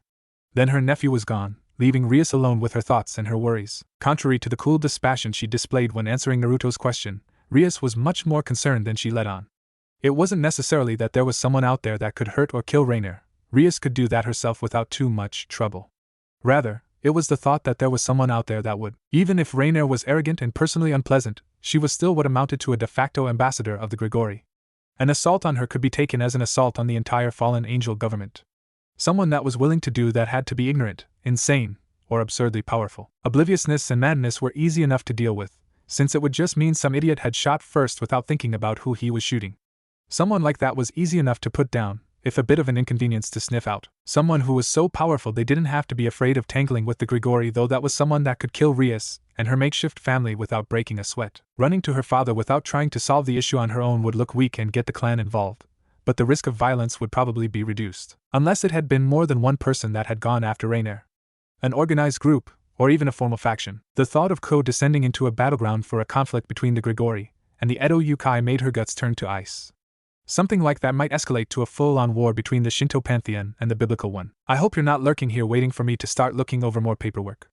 Because I'll tell you right now, Bucho, I am so done for the day. Curving her mouth into her best effort at a disaffected smile, Rias shook her head at her approaching queen.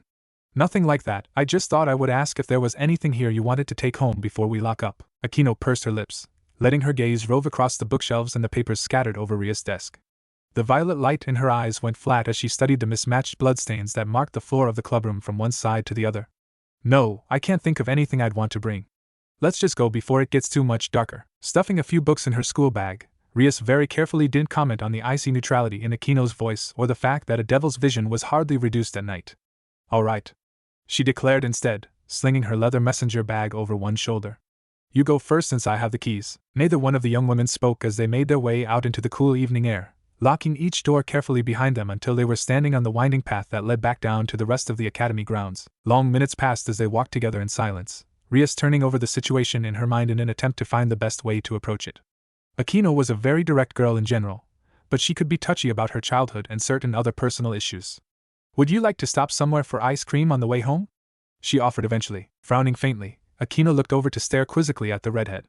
Well, I wouldn't say no if you wanted to buy one, but why? Didn't you just eat your supper like an hour ago?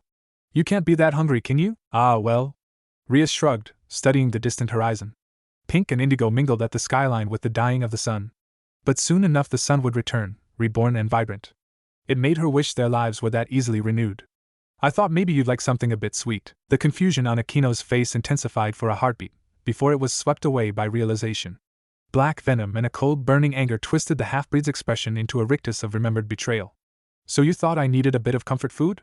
Like I was a sad little girl all upset at seeing someone I cared about get hurt. I didn't. Let me tell you something, Rias. I don't care if we share blood and it was all over your floor. That man gave up his rights to be my father a long time ago, and that woman has never been my sister. Aquino clenched a fist so tightly the tips of her nails bit into the soft flesh of her palm. I'll defend her, because that's part of the alliance between Gehenna and the Grigori, and it's bigger than me. But I'm not going to play happy fucking families with her. Dark heavy bags hung under her eyes. Raynare's head was still spinning from the combination of fatigue and anemia, but she was alive. She'd come face to face with the pointed end of the spear of destiny and survived, which wasn't something many other people could claim. Maybe she'd brag about it when she made it back to Mictlan and bask in Middle's impotent envy. Here, turning away from the window, Raynare faced Rias Gremory's little Nikomata rook with an expectant smirk. About time. She drawled thanklessly, taking the dark blue hooded sweatshirt the girl offered. A red and white fan was emblazoned on the back, but she refused to give much thought to the fashion choices of a bunch of devil brats. Clothes were clothes at this point. Unfortunately, her brazen nudity didn't seem to embarrass Tuja as she accepted a pair of baggy sweatpants from the Nikomata. How sad Raynare could have used the laugh. Instead, those amber orbs just watched passionlessly as Raynare wriggled into the hoodie. If she wanted to seduce the girl, she'd actually be a bit offended at the lack of interest in her perfectly shaped, or the smooth, pale skin of her stomach.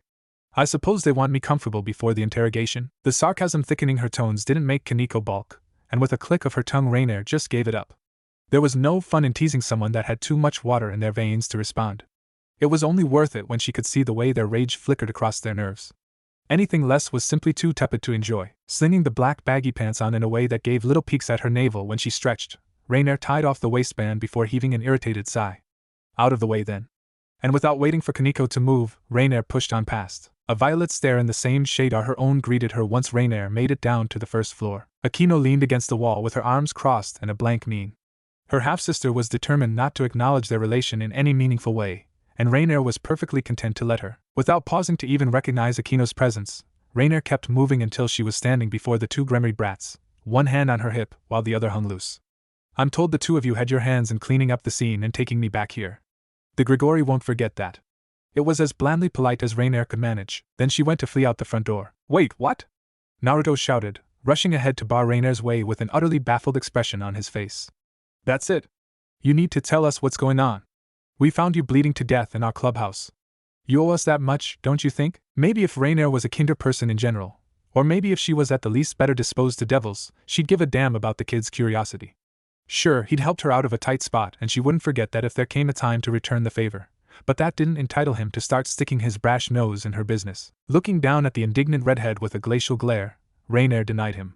The business of the Grigori is the business of the Grigori, not that of Gehenna or the Gremory clan. Shrouding herself in the facade of official sanction seemed like the easiest way to deflect questions. Never mind that she hadn't actually waited for orders from her superiors before deciding to take out Hayato. The Red Dragon Emperor was just too dangerous to be left alive, especially with the way he'd seemed to be drifting into the Gremrier's orbit. If she'd reported back with a success, she knew that Azazel and Shemhazai would pardon going outside mission parameters. Even her useless so-called father would support her. But now that Hayato was still alive and there seemed to be some new player taking an interest in him, a player powerful enough to command true Longinus no less, things might start going off the rails. Questions were going to be asked by the Gremry clan if the children decided to run to their higher-ups, and in the end she might be dismissed as having failed her mission, which was unacceptable. The mere idea of failing in Azazel's eyes was enough to turn her blood to ice. The reality of it would be unbearable, so she needed to get out from under the eyes of the devils. Raynare had to regroup and move up some alternative plans. Hayato was still alive, but so was she, and unlike her, the human boy was nowhere near trained in his ability to use his powers. As long as she wasn't found out by that spearman again, she could still clean this mess up. No. Raynare eventually murmured, keeping her voice low and non-confrontational. I can tell you that I wasn't in conflict with another pantheon. I can tell you that Gehenna will be treated as an ignorant bystander. I can tell you no laws were broken and that this won't become a clusterfuck. Or at least she hoped, since that spear-throwing bastard had never claimed to be anyone's emissary. Drawing that tattered remains of her dignity up around her like a cloak, Raynare straightened her spine and lifted her chin. But I can't spill the beans for you. What my superiors have asked me to do isn't something I can tell outsiders about. This conflict might prove that I'm a weakling, but I won't let it prove that I'm a traitor. The formal speech and humble words galled Raynare like swallowing a chicken bone. She wanted to cough and spit and scoff at the naive kids that were trying to play hero without even knowing all the facts. In fact, if she were honest, Raynare would probably come across as a villain to the innocent little kids that the Gremry clan had sent to Kunou. But pretending to be a sober patriot made the Gremry brats back off and let her pass through, so with a final austere nod to Naruto she escaped out into the dark streets. So that's it then, Yuto declared crabbily, folding his arms and staring at the front door with a slightly peeved expression. While he'd gotten used to it in Gehenna, Yuto still didn't enjoy being ignored. Raynare's eyes had passed over him without recognition, the fallen angel dismissing him as practically equal to another piece of furniture. Even when she was only alive because of their generosity, she was still arrogant. Thinning his lips in irritation, Naruto turned away from the door and shoved his hands in his pockets. I guess so. The Gremrier wasn't any happier at being brushed off, but they all knew that there wasn't much else they could do. Rias tapped her chin in thought, shifting her gaze from the sullen blonde to the sulking redhead. I wonder if at this point we should speak to Father or Surzex about this. Informally, of course, but there might be some underlying currents we need to be aware of. However you approach it, this entire series of events is certainly irregular. Yeah, that should be no problem. Naruto grinned at the other two. We can keep it all on the down low if you're fine with waiting until Gramps and I go out for dinner in a few weeks. Sooner or later he'll call me up for another evening of fancy wine and old man wisdom like he always does, so it won't look odd. His earlier annoyance was washed away in an instant now that Naruto had something concrete to do. Yuto watched the two redheads through half-lidded blue-gray eyes, leaning back against the wall like a good servant would. In any other household he'd exist to be seen and not heard, but here he was comfortable enough to offer his own thoughts. Even if we can't do anything openly for a few weeks, that doesn't mean we have to do nothing at all. Sasuke is still out wandering and I'm sure we can turn our next few contractors into spies. Makes sense. Naruto shrugged, offering his support to the suggestion without hesitation. If you've got enough eyes and ears out there, you'll eventually find out something worthwhile. It's not like we can just follow her around. That could lead to some pretty uncomfortable questions, both from Raynare and from any of the big guns she tattles to. Unlike Naruto, Rias was reluctant to agree, and Yuto knew it was her overprotective nature at work. Naruto might be the more reckless of the two Gremry devils, but he didn't coddle them either. Sending out the members of her peerage to walk the beat when there was an unknown third party in the town would probably have her biting her nails with apprehension. Fine. Rias eventually conceded, massaging her tense temples with pale fingers. I will have to sit down with Ravel and draw up a few plans and contingencies, but fine. We'll do it your way. Then she turned and stalked off, muttering mutinously under her breath. Once the wound-up ruined princess vanished from sight, Naruto let out a gusty sigh and grinned at Yuto, his smile a little too sharp and a little too wide. There was a certain hunger in that smirk that the blonde knight identified with. A thirst to take up his sword and answer the call of combat. How bad could it be anyway? Raynare might have gotten thrashed, but the fallen angel was weaker than almost every member of both peerages. Only Valerie and Gasper would struggle against her. And whoever had beaten her hadn't been strong enough to land the final blow. Well, easy victory or not, Yuto wanted to get out in the world and do something for once. Galilei wasn't growing any younger and Yuto refused to let old age steal his revenge just because Rias wanted to be ridiculously cautious. By the time August barreled into town with choking heat and blazing sunny days, Naruto was entirely fed up with the whole damn charade. In the end, Amano Yuma never returned to school, and beyond a few sightings it seemed like Raynare had entirely vanished into the shadows.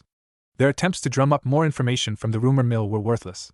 Even his under-the-table questions to his grandfather during their clan business chats only got him a few warnings to be careful and keep his nose clean. What a fucking waste of a whole month.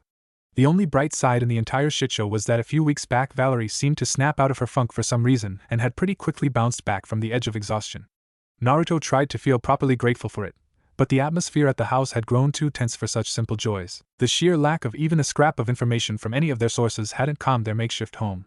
Instead, it had sent them all spiraling into anxiety, as it became clear that whoever fucked Raynare up was very good at covering their tracks. Too good to be some two-bit chump they could spank around for a laugh. The only other explanation was that Raynare had gotten jumped by someone who decided to immediately run out of town, but that didn't really fit with Raynare's sudden disappearing act. Her avoidance of the school had directed their suspicions there, but after a subtle interrogation of every known supernatural attending the academy they just turned up a dead end. Maybe it was a bit pointlessly obsessive for them to get so worked up over someone smacking around a grunt from the Grigori, but none of them could help it. Life had made them all paranoid, and for good reason. The man that forgot to guard his back was the man that ended up face down in a ditch somewhere with his throat slit.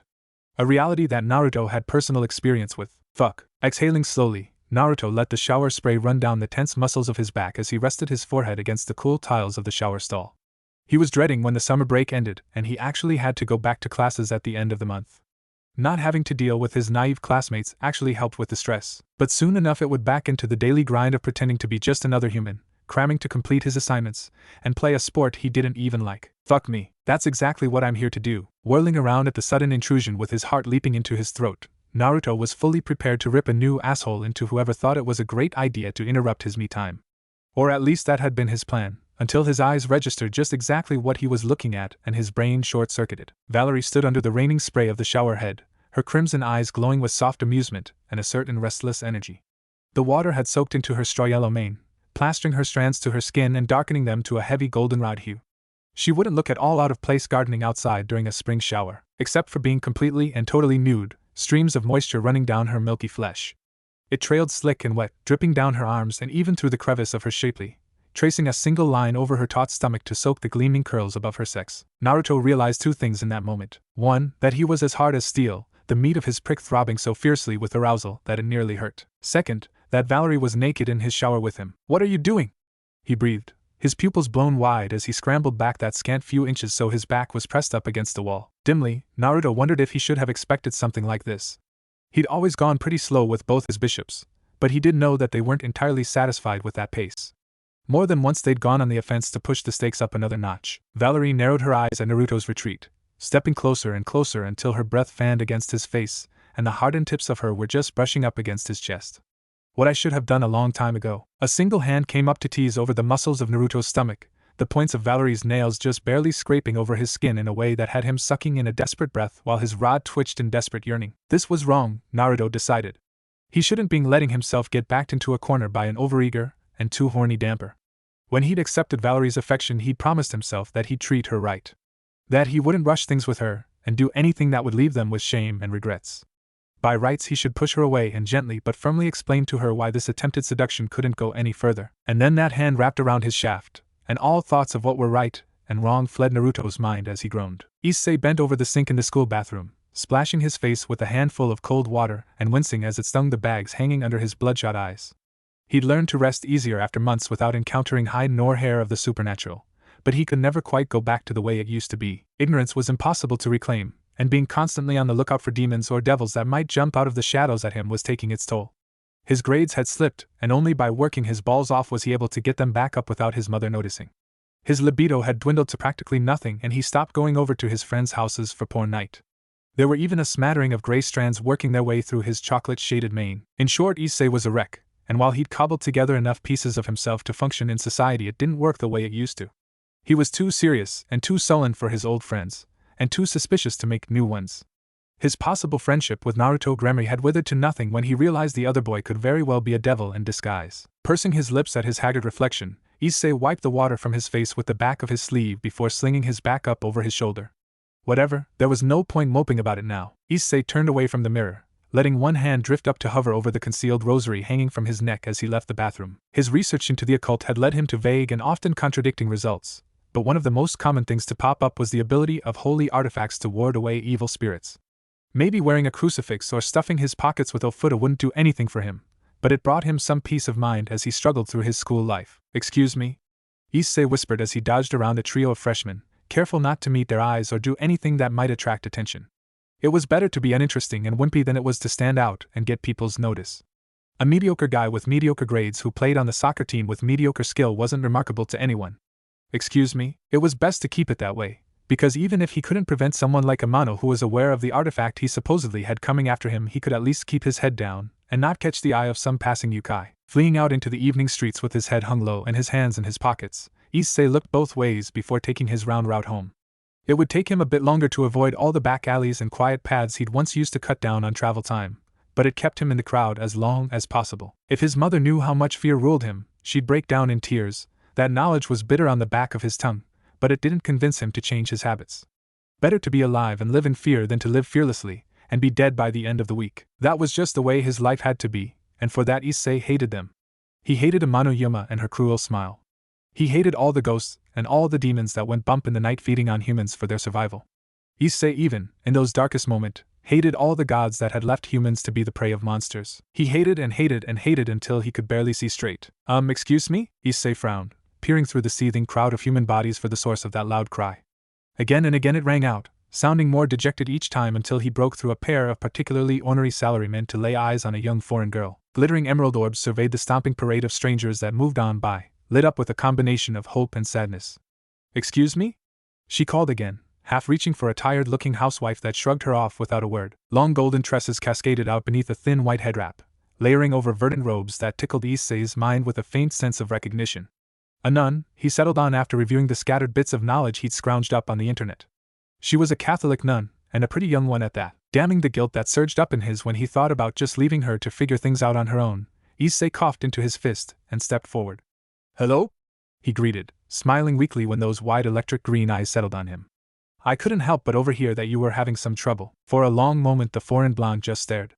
Maybe she was that shocked by the idea that someone would just decide to offer their assistance after spending gods knew how long pleading with strangers she met on the street for help. Then a brilliant and innocent smile curved her little pink mouth, transforming the nun from an odd little girl to a beautiful young woman. Her radiance even cut to Issei's heart, despite his efforts to ignore all things female in the last few months. Would you be willing to lend me a moment of your time?" It took Issei a moment to puzzle through her stilted words, the girl's odd accent throwing him off and making it very clear he was dealing with someone that probably hadn't ever even visited Japan before. But eventually he gave a sharp nod, his grin becoming more real as he stepped closer. His instinct warned him to be wary, but there was just something so pure and gentle about her that he couldn't help but let his guard down a bit. "Sure, that's what I'm here for, sister." Clapping her hands with glee, the girl bowed bashfully in a clumsy attempt to ape Japan's customs. I was trying to get to this address, but I don't know where exactly to go." She handed Issei a thick placard that had numbers and a street number marked out with the bold black ink of a permanent marker. Issei studied the address for a moment, scratching his head in thought as he scanned back through his memory of Kunou and the streets he'd once roamed. "If I had to say, I'd guess this is the address for one of those apartment complexes down towards the docks." He motioned off behind her. "You'll want to head down that road right to the end, and then take a left. You'll probably have to ask for directions again, but you'll be pretty close at that point." Gazing off in the direction he'd indicated with a look of concentration on her bubbly face, the nun hummed in thought before smiling innocently at him again. "Thank you very much, sir." She bowed again, making Issei wince and wave her off. "Oh, come on, none of that. You're making me feel like an old man," he moaned, making sure to smirk teasingly at her so she knew he was joking. Issei had the feeling if he didn't she'd take him seriously and get even more worked up. "It was nothing, really. I was glad to help." Issei winked at her, feeling his heart lighten for the first time in weeks just for doing a simple good deed for a stranger. Then he turned away, intent on making his way back home before it got too dark. After 3 steps he was pulled to a stop by a steel grip on the sleeve of his uniform jacket. The blonde murmured, looking down at the pavement with a high flush on her cheekbones as she bit her lip. Her visible shyness contrasted with the unyielding force of her hand that made Issei stop and listen to her again. "Before you go, could I have your name? I'd like to pray for you and your kindness." Issei studied the trembling hand that was wrapped up in his jacket and the eager but nervous shine in the nun's eyes as she met his gaze. Then he smiled, jabbing one thumb in his chest like all the old shounen heroes he read about when he was a kid. "My name's Haida Issei. How about you?" "Oh, My name is Asia Argento, Issei-san. I hope to see you again someday. The bell signaling the end of the period buzzed, and Valerie immediately dropped her pencil to massage her cramping hand. That was enough of that, and she didn't care enough about her grades in some human school under a false identity to try and frantically scribble out the last answer before the teacher collected their tests. Gathering her supplies back up and cramming them in her pencil case, the blonde snapped the lid shut before dropping the little box in her skirt pocket. A few of her classmates tried to get her attention as Valerie made her way out of the schoolroom, but she brushed them all off without a word. The only people in her class worth any attention were Ravel and Kaneko, and neither of them had bothered to look up when she walked by. Just as well, since Valerie wasn't in a talking mood anyway. She was planning to eat lunch with her king and make the most of the only time she could actually talk to him during the school day. Getting caught up with anyone else would just be a waste of time. Ah man, I just know that I flunked. Hey, what was your answer for question 7? I remembered the Shimizu clan, but I forgot the other two. That was actually alright. Not great, but a lot easier than I thought it was. Valerie let the chatter wash over her as she moved with the crowd, her braided forelocks bouncing with every step.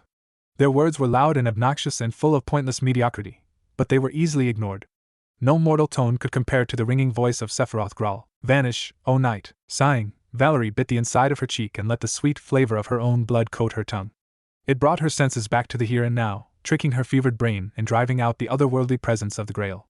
It was a poor substitute for a real sustenance of power, but it would cage the restless spirits in her mind for a few minutes. Over the months she'd learned to somewhat accommodate the consequences of her sacred gear, finding a balance that let her sleep at night without waking up screaming. Valerie was nowhere near being able to master the mind-crushing parasite, but she'd become adjusted to its moods and quirks.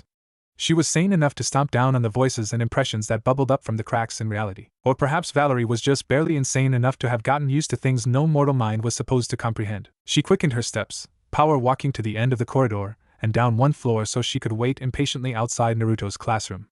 Come on, come on. He was more sociable with the humans than they deserved, and it made him always a few minutes late getting out of class. Once he knew what she needed, he'd let her drink directly from the thrumming life in his veins, reinforcing the mental change she was slowly learning to construct around the ancient relic that was bound to her bones. Oh hey. Naruto grinned easily as he bounced out into the hallway, his blue gaze lit up with good humor. Contrary to what she'd expected after ambushing him in the shower a few days ago for stress relief, there wasn't a single line of tension in his entire body. I hope you haven't been waiting out here for too long. Humming lowly in the back of her throat, Valerie deliberately raked her eyes over the short-sleeved white button-up that didn't conceal the redhead's muscled biceps. It was only for a few seconds. Her little inspection didn't go unnoticed, and Naruto's face darkened with a flicker of concealed desire. I stashed a few lunches up in one of the old offices on the top floor. Figured we could eat on the roof. That sounds lovely. Neither of them had openly confronted the other about the development in their relationship, but they both wordlessly acknowledged the dynamic had changed. How exactly it had changed was still up in the air, but every time they were in the same room together, Valerie felt like she was in a kennel with a wild tiger. Well, if her aggression had woken up the carnivore inside of Naruto, she wasn't going to complain. The mere thought of him throwing her down in his bed and fucking the life out of her made her body throb with arousal. The real thing would be 100 times more enthralling. She just had to get there first. Rias was sitting at the kitchen table reviewing her latest history assignment when Ravel stomped in. Grumbling and growling under her breath, the blonde flounced over to the fridge. The air filled with the electric hum of the fridge's motor as Ravel practically tore the plastic door of its hinges, grabbing a box of orange juice before slamming it shut again with a bang. It was only once she gulped down a mouthful of citrus concentrate that the expression on Ravel's face shifted from threatening murder to threatening mutilation. Hello to you too, Rias greeted dryly, looking back at the crisp printed lines for a minute before realizing she'd never be able to focus properly on her essay with the seething bishop lurking in the corner of the room. Bad day? Ravel sucked mutinously on her little red plastic straw until the loud slurping sounds of an empty juice box echoed through the kitchen. Bad day? She released the tube with a quiet pop. Well, if by bad day you mean I had to stand around watching those two make googly eyes at each other, then yes, I had a bad day. If she followed a god, Rias would have prayed for the strength to deal with the headache she just knew was coming. I see, she murmured, folding her hands on the table and studying the younger girl with a non-judgmental stare. I mean, I'm not asking for much, right? We decided we'd mind our own business and that's fine, but I just know that blood-sucking whore is laughing at me. Ravel crushed a little cardboard box and carelessly threw it at the garbage bin. It missed, bouncing off to land on the floor, but she made no move to pick up her trash. Oh, she thinks that she can get a fast one-over on me, but I'm smarter than her. 10 times, no, 100 times smarter than her, Rias hummed. Like, does she think she can hide it from me? I know she did something. All those smug little smirks and sneaky hugs are a piss-poor disguise. I'm gonna find out. And when I do, I'm gonna blow her out of the water. Anything she can do, I can do better with both hands tied behind my back. If there was one thing Rias had learned over the years of having to act as impromptu therapist to the various members of her peerage, it was that it was always better to just let them get all the rage out. So instead of interrupting, she just sat quietly and listened to Ravel rant on and on, nodding or shaking her head at all the right times until the blonde wore herself out. Eventually Ravel petered down, working to get air back into her lungs once she finally ran out of things to say. There was a little flush crowning her cheekbones, which only intensified when she seemed to realize she'd gone and babbled about all her relationship problems to Naruto's aunt of all people. Well, thanks for listening, I guess. Then she scurried out, not replying to Rias' half-hearted call that it hadn't been a problem. Rias stared at the empty doorway for a few more seconds before slowly exhaling and pressing the heel of her hand to her forehead. Well, that happened, I guess, she groused, turning back down to pour back over her assignment. But no matter what she did, Rias couldn't quite get herself back in the groove. Her productive mood was totally lost. Fine, Rias barked, slapping a hand on the tabletop and rocketing to her feet. Just fine then, whatever. I guess this is happening. Rias is running around to clean up everyone's messes once again. Shaking her hair out of her face, the redhead tossed her half-finished homework in her school bag before stamping her way out of the room. She deliberately gave herself over to her discontent, determined to get all the negative energy out before she had to confront her complete and utter dunce of a nephew. To think I lost the succession to a moron like that. Rias groaned, cracking her knuckles threateningly. Steel hinges creaked as Kaneko opened the door to one of the rooms coming up on the right-hand side of the hallway. The Nikomata took one glance at Rias' discontent face before practically jumping backward, shutting the door with a small bang. That more than anything broke through her stream of angry thoughts, sending a spike of vindictive amusement through Rias' gut that made her step back and see the dark humor in the entire situation. Putting the whip to Naruto and making him get in shape might irritate her, but it would horrify him. Having to have his aunt come and save him from his own romantic blunders was probably reminiscent of still needing his mother to hold his hand while he went to the toilet. Perhaps she'd even get a recurring joke out of the whole thing once it was all said and done. Blasting into Naruto's room like a hurricane, Rias smirked when he yelped and fell right off the bed, the wires of his headphones tangling around the knees. What the hell, Rias? She brushed off his indignant shout, snapping her fingers at him like she was beckoning a poorly behaved dog. Alright, up you get. We're going out for coffee and you're paying for it. That's the least you can do for me after I'm pulling your feet out of the fire once again. Rolling his eyes at her, Naruto climbed back to his feet before rooting around in the nightstand for his wallet. What is it this time? He grumbled, slipping a few bills in his pocket before plodding after the slightly shorter devil. On the rag again? Having another quarter-life crisis? You'd have left the seat up and you fell in? To the first, if I was, I wouldn't tell you. Rias shot back, donning a long-sleeved green cotton blazer before they stepped out into the early September evening. As for the second, you're hardly one to talk. And for the third, if such a thing happened, I wouldn't be coming to complain to you about it. You can't even manage your own laundry. I could hardly expect you to manage my peerage. Fanning himself with a grin, Naruto reflexively scanned the street for onlookers as they strolled down to the cafe 3 blocks away. You're pretty spicy today. I'm starting to think number 1 is definite, and number 2 is probable. Don't worry though, auntie, I still love you. Literally neck yourself. Rias deadpanned, moving into the coffee shop and triggering a ring from the overhanging doorbell to announce their arrival. There is no hope left in this world for someone of your particular disabilities. Naruto snorted a laugh, shaking his head and stepping up to the counter to order for them while Rias was left to hunt for a table where they could see anyone entering and leaving the cafe. It only took a couple of minutes to get everything sorted before they found themselves each holding a steaming cup of coffee and sitting in the corner booth. A discreet spell muffled their conversation from any eavesdroppers, and the teasing humor slid off Naruto's face like melting ice cream. What's going on? He prodded, his gaze flickering between Rias and the nearly empty espresso bar and back again. And please don't tell me that Gramps is after us again to go schmooze at a few fogey parties. I will cut my own nuts off if I have to deal with another one before the year is over. Rias glanced down skeptically, like she could see right through the table to settle a scornful glare on her target. I didn't know you even had those to cut off at this point. Regardless. Rias cut over his protests, taking a small sip of dark bitter coffee before continuing on. I didn't call you out here to banter. I called you out here to tell you get your head on straight. I'm not going to beat around the bush. You have a harem, now manage it. An embarrassed blush flooded Naruto's face, and a mortified light briefly glinted in his eyes before he clenched his jaw in denial. I don't see how it's any of your business what I get up to with Ravel or Valerie, he said slowly. And I don't think you're one to talk, since you've got your own mess of a love life to worry about. Excuse me? Rias shot back, her tone rising with offended disbelief. My romantic relationship is hardly a mess. Sasuke and I get along very well, thank you very much. And even we weren't, that doesn't make my criticisms of your issues any less valid. Giving a mean little laugh, Naruto shook his head and made an expression of sarcastic pity, his lips turning down into an exaggerated frown. It's been years and I'm 90% sure you haven't even reached second base. A dead bedroom doesn't make for a healthy couple, you know. Not to mention, I'm pretty sure you still haven't noticed that Aquino pants after both of you like a dog in heat. Talk about lack of self-awareness. Ria's first instinct was to deny Naruto's comment about her queen. Sure, Aquino loved to tease, but that wasn't the same thing as carrying a torch of unrequited love. If Aquino really wanted to be involved with either Rias or Sasuke, she wouldn't be playing matchmaker so hard on their behalf. But that rationale rang a little hollow, because Rias could see Aquino deciding to be self-sacrificing. Her best friend could be petty and selfish when dealing with outsiders, but Aquino could be absurdly generous with those she considered her family. It was something to ruminate over later, Rias decided. She came to solve Naruto's problems, not unearth her own. And besides, the ruined princess couldn't honestly claim to actually be disturbed at the thought of being a target for Aquino's romantic feelings. A little distressed at having missed something so supposedly obvious, but not disgusted, Rias shelved those thoughts, not bothering to follow them to whatever conclusion they'd lead her to. She had complications in the present to deal with, regardless. Rias stressed, setting down her coffee so a reflexive angry clench wouldn't crush the cup. Whatever issues I might or might not have doesn't have a bearing on your issues, which is what we're talking about. Rolling his eyes, Naruto threw a handful of change on the table. Well, it's not your business. I don't need you playing mother hen for me. So keep your meddling to your own peerage, thanks. Then he moved to stand. Rias couldn't help the anger that bubbled when he dismissed her, drawing into himself and brushing her off so curtly. Stubborn fool, yes it is, she shouted, making Naruto jerk back in surprise. It became my business when you decided to hamfist your harem. Did you forget that both your prospective wives are co-conspirators in a treasonous plot to overthrow the government? All it takes is one of them to decide that they want to get back at you and we're dead. Are you trying to get us all killed? If not for the silencing spell surrounding their table, that outburst probably would have gotten them both kicked out of the cafe. Naruto's face worked like he couldn't quite decide how to feel, his eyebrows drawing tight as he grimaced. I see. Well, that's The wrong-footed Raynare sputtered, seemingly caught halfway between shock and rage. Fuck, but then something strange happened.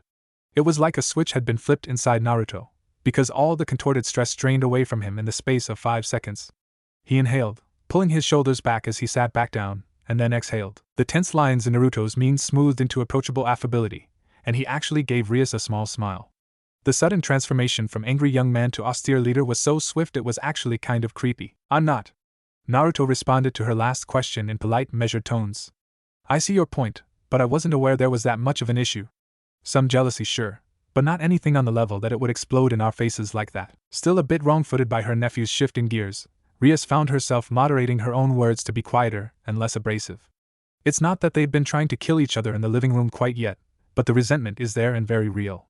If you don't try to mediate that tension, then something is going to explode fairly spectacularly at some point down the line. I see. Was the only thing he said for a long while, staring through Rias with a distant glaze that made it pretty clear he was reliving a few moments he'd probably brushed off the first time around. She gave him the time to ruminate, afraid that pushing more would have Naruto climb back up. What do you think I should do then? Pierced by the sharp spike of intent in Naruto's gaze, Rias leaned back in her seat before biting her lip in thought. I think, she began, reflecting on the stream of half-formed solutions that floated in the back of her mind, that you should acknowledge each of them separately.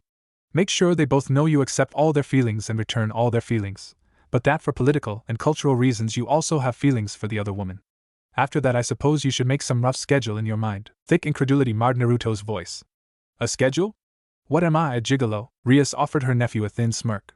Maybe when you were growing up they told you that one day you'd have a harem, but when I grew up they told me one day I'd be in one. Trust me, having a day-to-day general rotation of sorts is not at all odd compared to how some men in Gehenna structure their time with their 24 concubines. Do I even want to know? No, I've upgraded it, so you should have less problems speaking Japanese to whoever you happen to run into. Throwing the worn little enchanted runestone to Asia, Raynare repressed the urge to roll her eyes at the girl's over-the-top gratitude. From the way Asia kept bowing and scraping, Raynare would almost assume she'd given the girl enormous tits after being consigned to a life of flat-chestedness or something. Which wasn't beyond her abilities to do after preparation, admittedly. But if she ever entered the business of female enhancement, Raynare could pretty honestly say she was beyond all hope and should immediately commit suicide. Narrowing her electric violet stare at the blonde nun, Raynare very deliberately swallowed another hefty mouthful of fairy wine before waving the girl away. All right, party for one here tonight.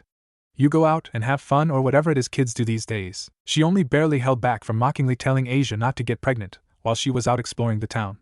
Not that it would have made a difference, since Argento seemed to think anything rude Raynare said was just her being dramatic and protecting herself from the love of mankind, or something equally as ridiculous. Once the door to the apartment clicked shut, Raynare collapsed back on the couch and eyed her dingy surroundings with pure disdain. To think that she'd been crafted out by a miracle of God himself centuries ago, and was now consigned to spending her days hiding within 4 water-stained walls in the slums of some has-been-once industrial Japanese town. If she were maudlin enough about it, Raynare was sure she could produce some postmodern noir film about the pathetic banality of it all.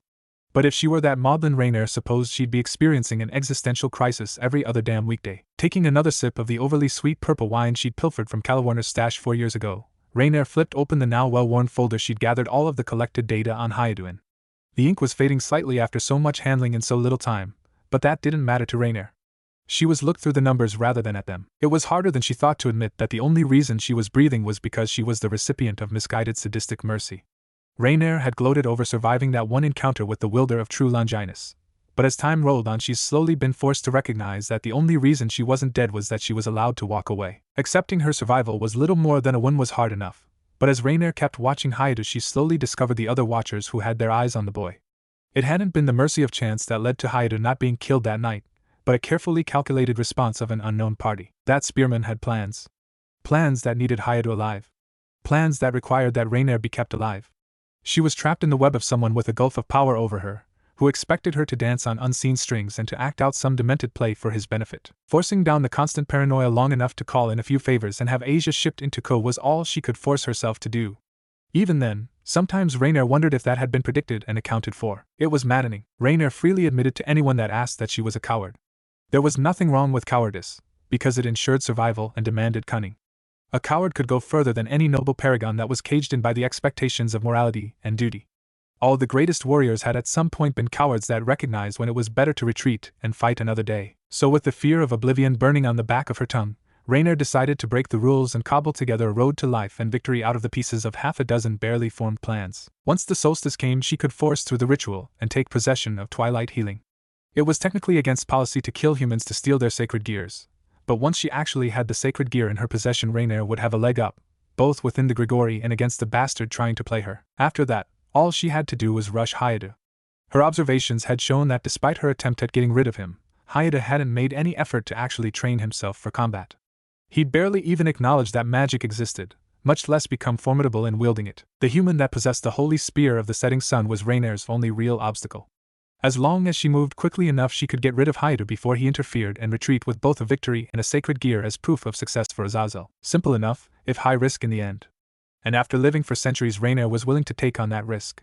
If she didn't prove that she was more than the faceless masses, she wouldn't even garner Azazel's notice, much less be able to win a chance at his affection. Some things were worth more than mere existence. Smoke was thick in the air, heavy with the scent of vodka and tobacco, but Sasuke just shrugged it off and waved down another round of drinks from the bartender. To table 7. He ordered quietly, dropping a thick round of small bills on the counter and striding away without a backwards glance. Shoving through the crowd of drunk humans, Sasuke brushed off the reek of desperate lust that clouded the dance floor as he made his way to a tiny table in the back corner of the club. It was little more than 2 chairs parked on opposite sides of a square stool, but for them it was good enough. "I hope you're ready for the hangover in class tomorrow." The Uchiha snorted, throwing himself into the chair across from Naruto, wincing at the rusty creak it made once it had to bear his weight. "Because if you want to skip, I'm not providing your alibi." "Fuck off." Naruto laughed, lounging back and lifting the sweet mix of rum and coke to his mouth with a roguish wink. "You'll cover my ass if you want me to cover yours, you prick. Or did you want me to run wailing to Rias about you drinking your face off in the middle of the week?" Sasuke smirked, making a vague motion to the half-full bar surrounding them. "This is on you.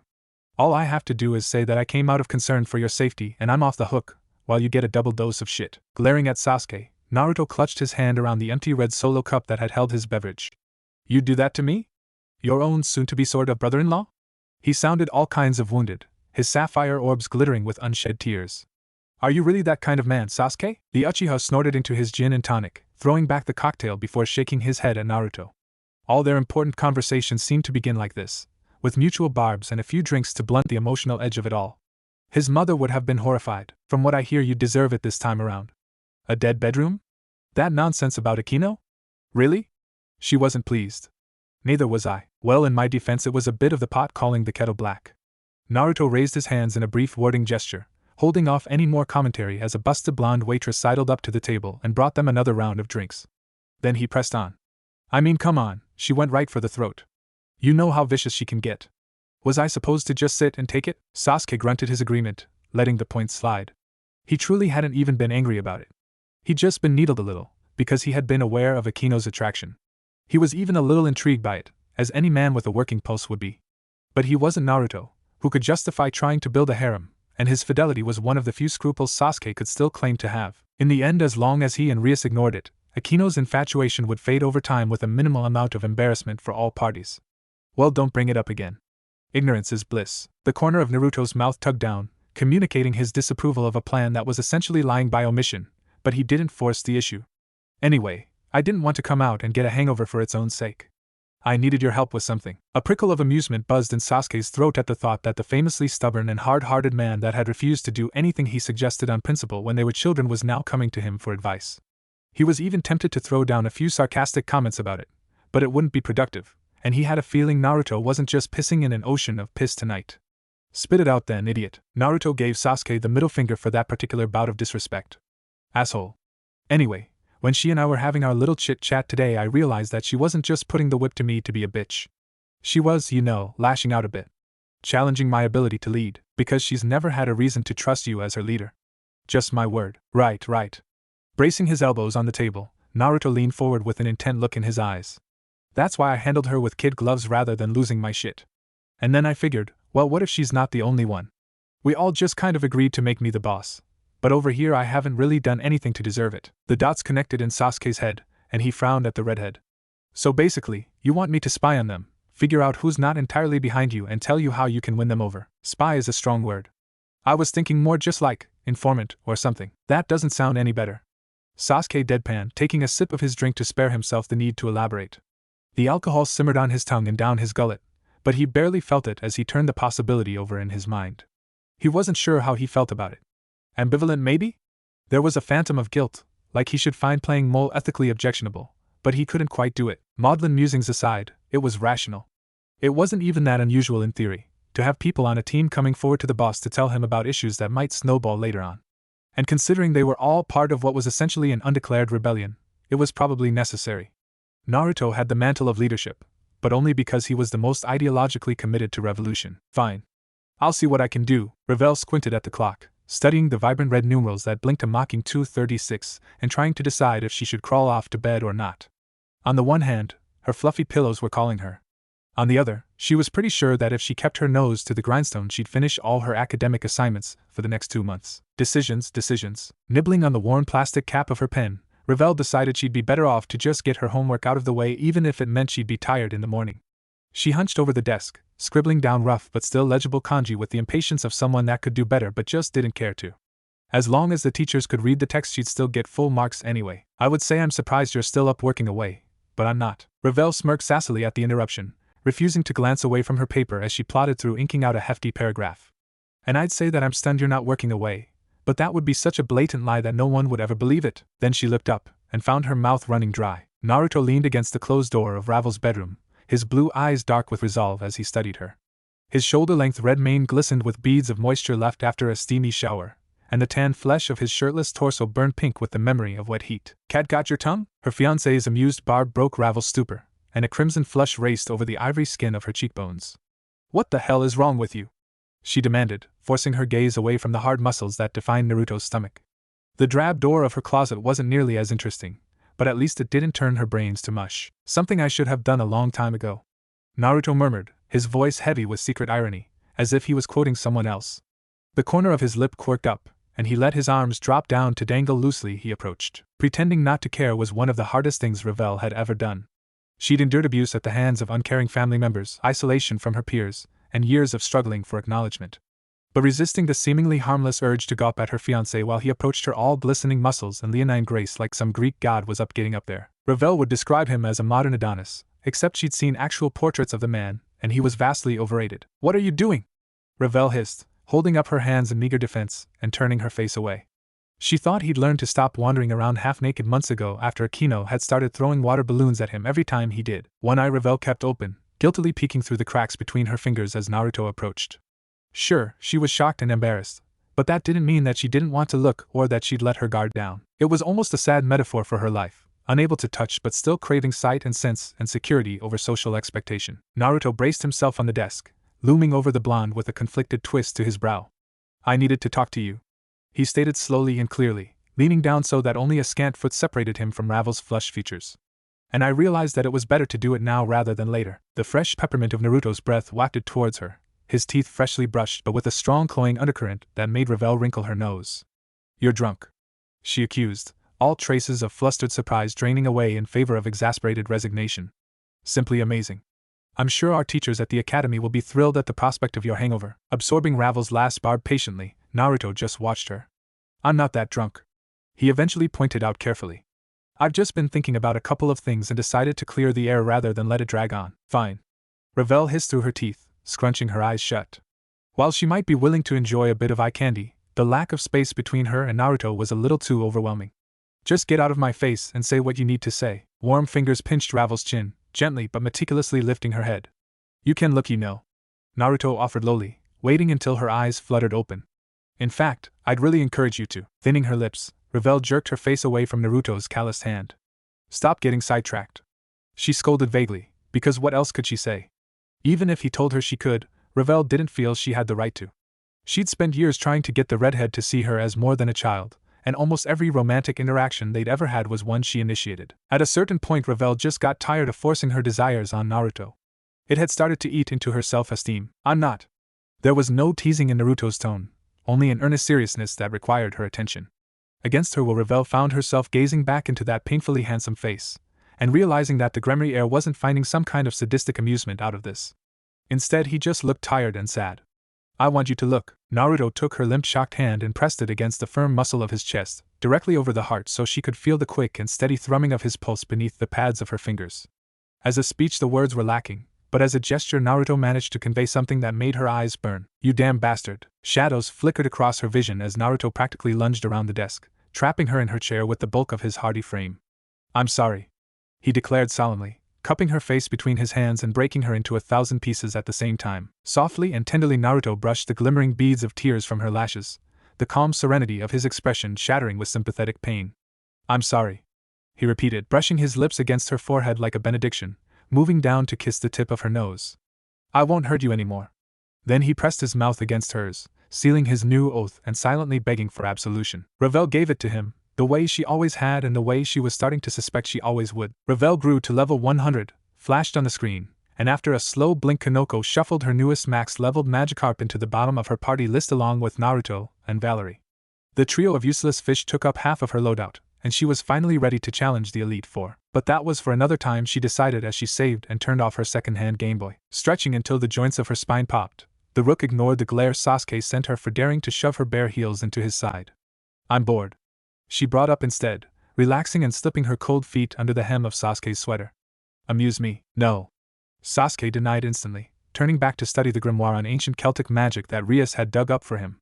Over the years since his recruitment into the Redhead's peerage, he developed a bit of a taste for studying spell creation, refining his fire and lightning magic inch by ruthlessly efficient inch. Everything from the dismissive turn of his head to the cold hunch of Sasuke's shoulders conveyed his desire to shut her out and focus on his book. It was a bit pointless though, since they were seated on the same couch in the library, and Kunou had no intention of letting him brush her off.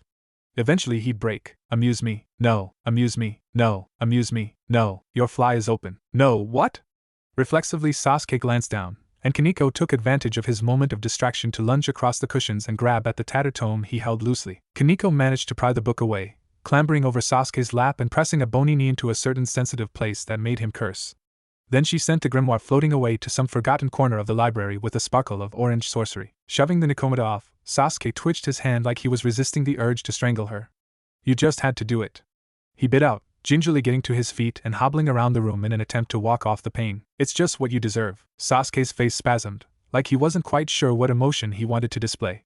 Eventually he settled on cool disdain. "You know, I've always wanted to give Roof Rabbit a taste. What do you say we find Yuto and give it a try, barbarian?" Kunou shook her head, her mouth twitching with humor. While it was always fun to nettle at Sasuke and see how wound up she could make him, she'd been hoping for something a little more exciting. "Let's go." Huffing an explosive sigh, Sasuke slipped his hands in his pockets and shuffled after the short Rook. "Where?" he prodded after a few minutes of silently padding through the opulent corridors of the Gremry Manse. Kunou just shrugged. Who knows? Either they'd run into one of their friends and get roped into some group project, or they'd wander out into the streets of Kunou and hopefully find something that caught her eye. Either was fine, since both sounded more interesting than lazing around the dusty library until dinner time. The back of her head burned with the invisible force of Sasuke's angry gaze, but Kaneko brushed it off as she prowled through the halls.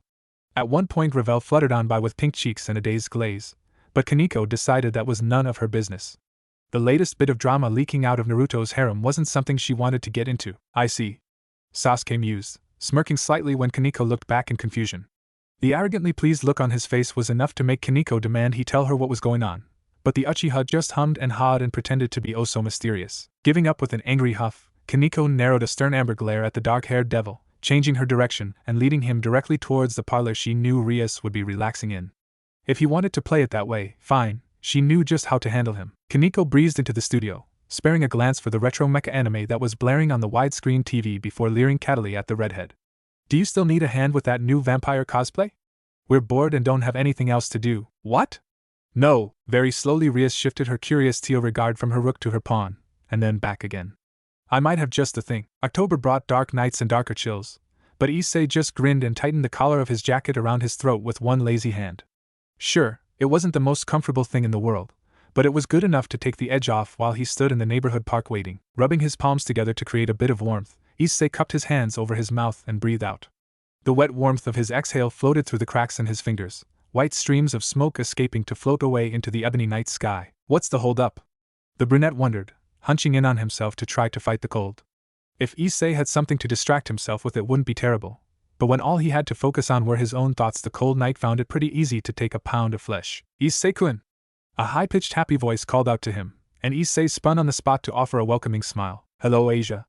Issei greeted easily, peering through the shattered shadows that the electric street lamps created so that he could watch his new best friend approach.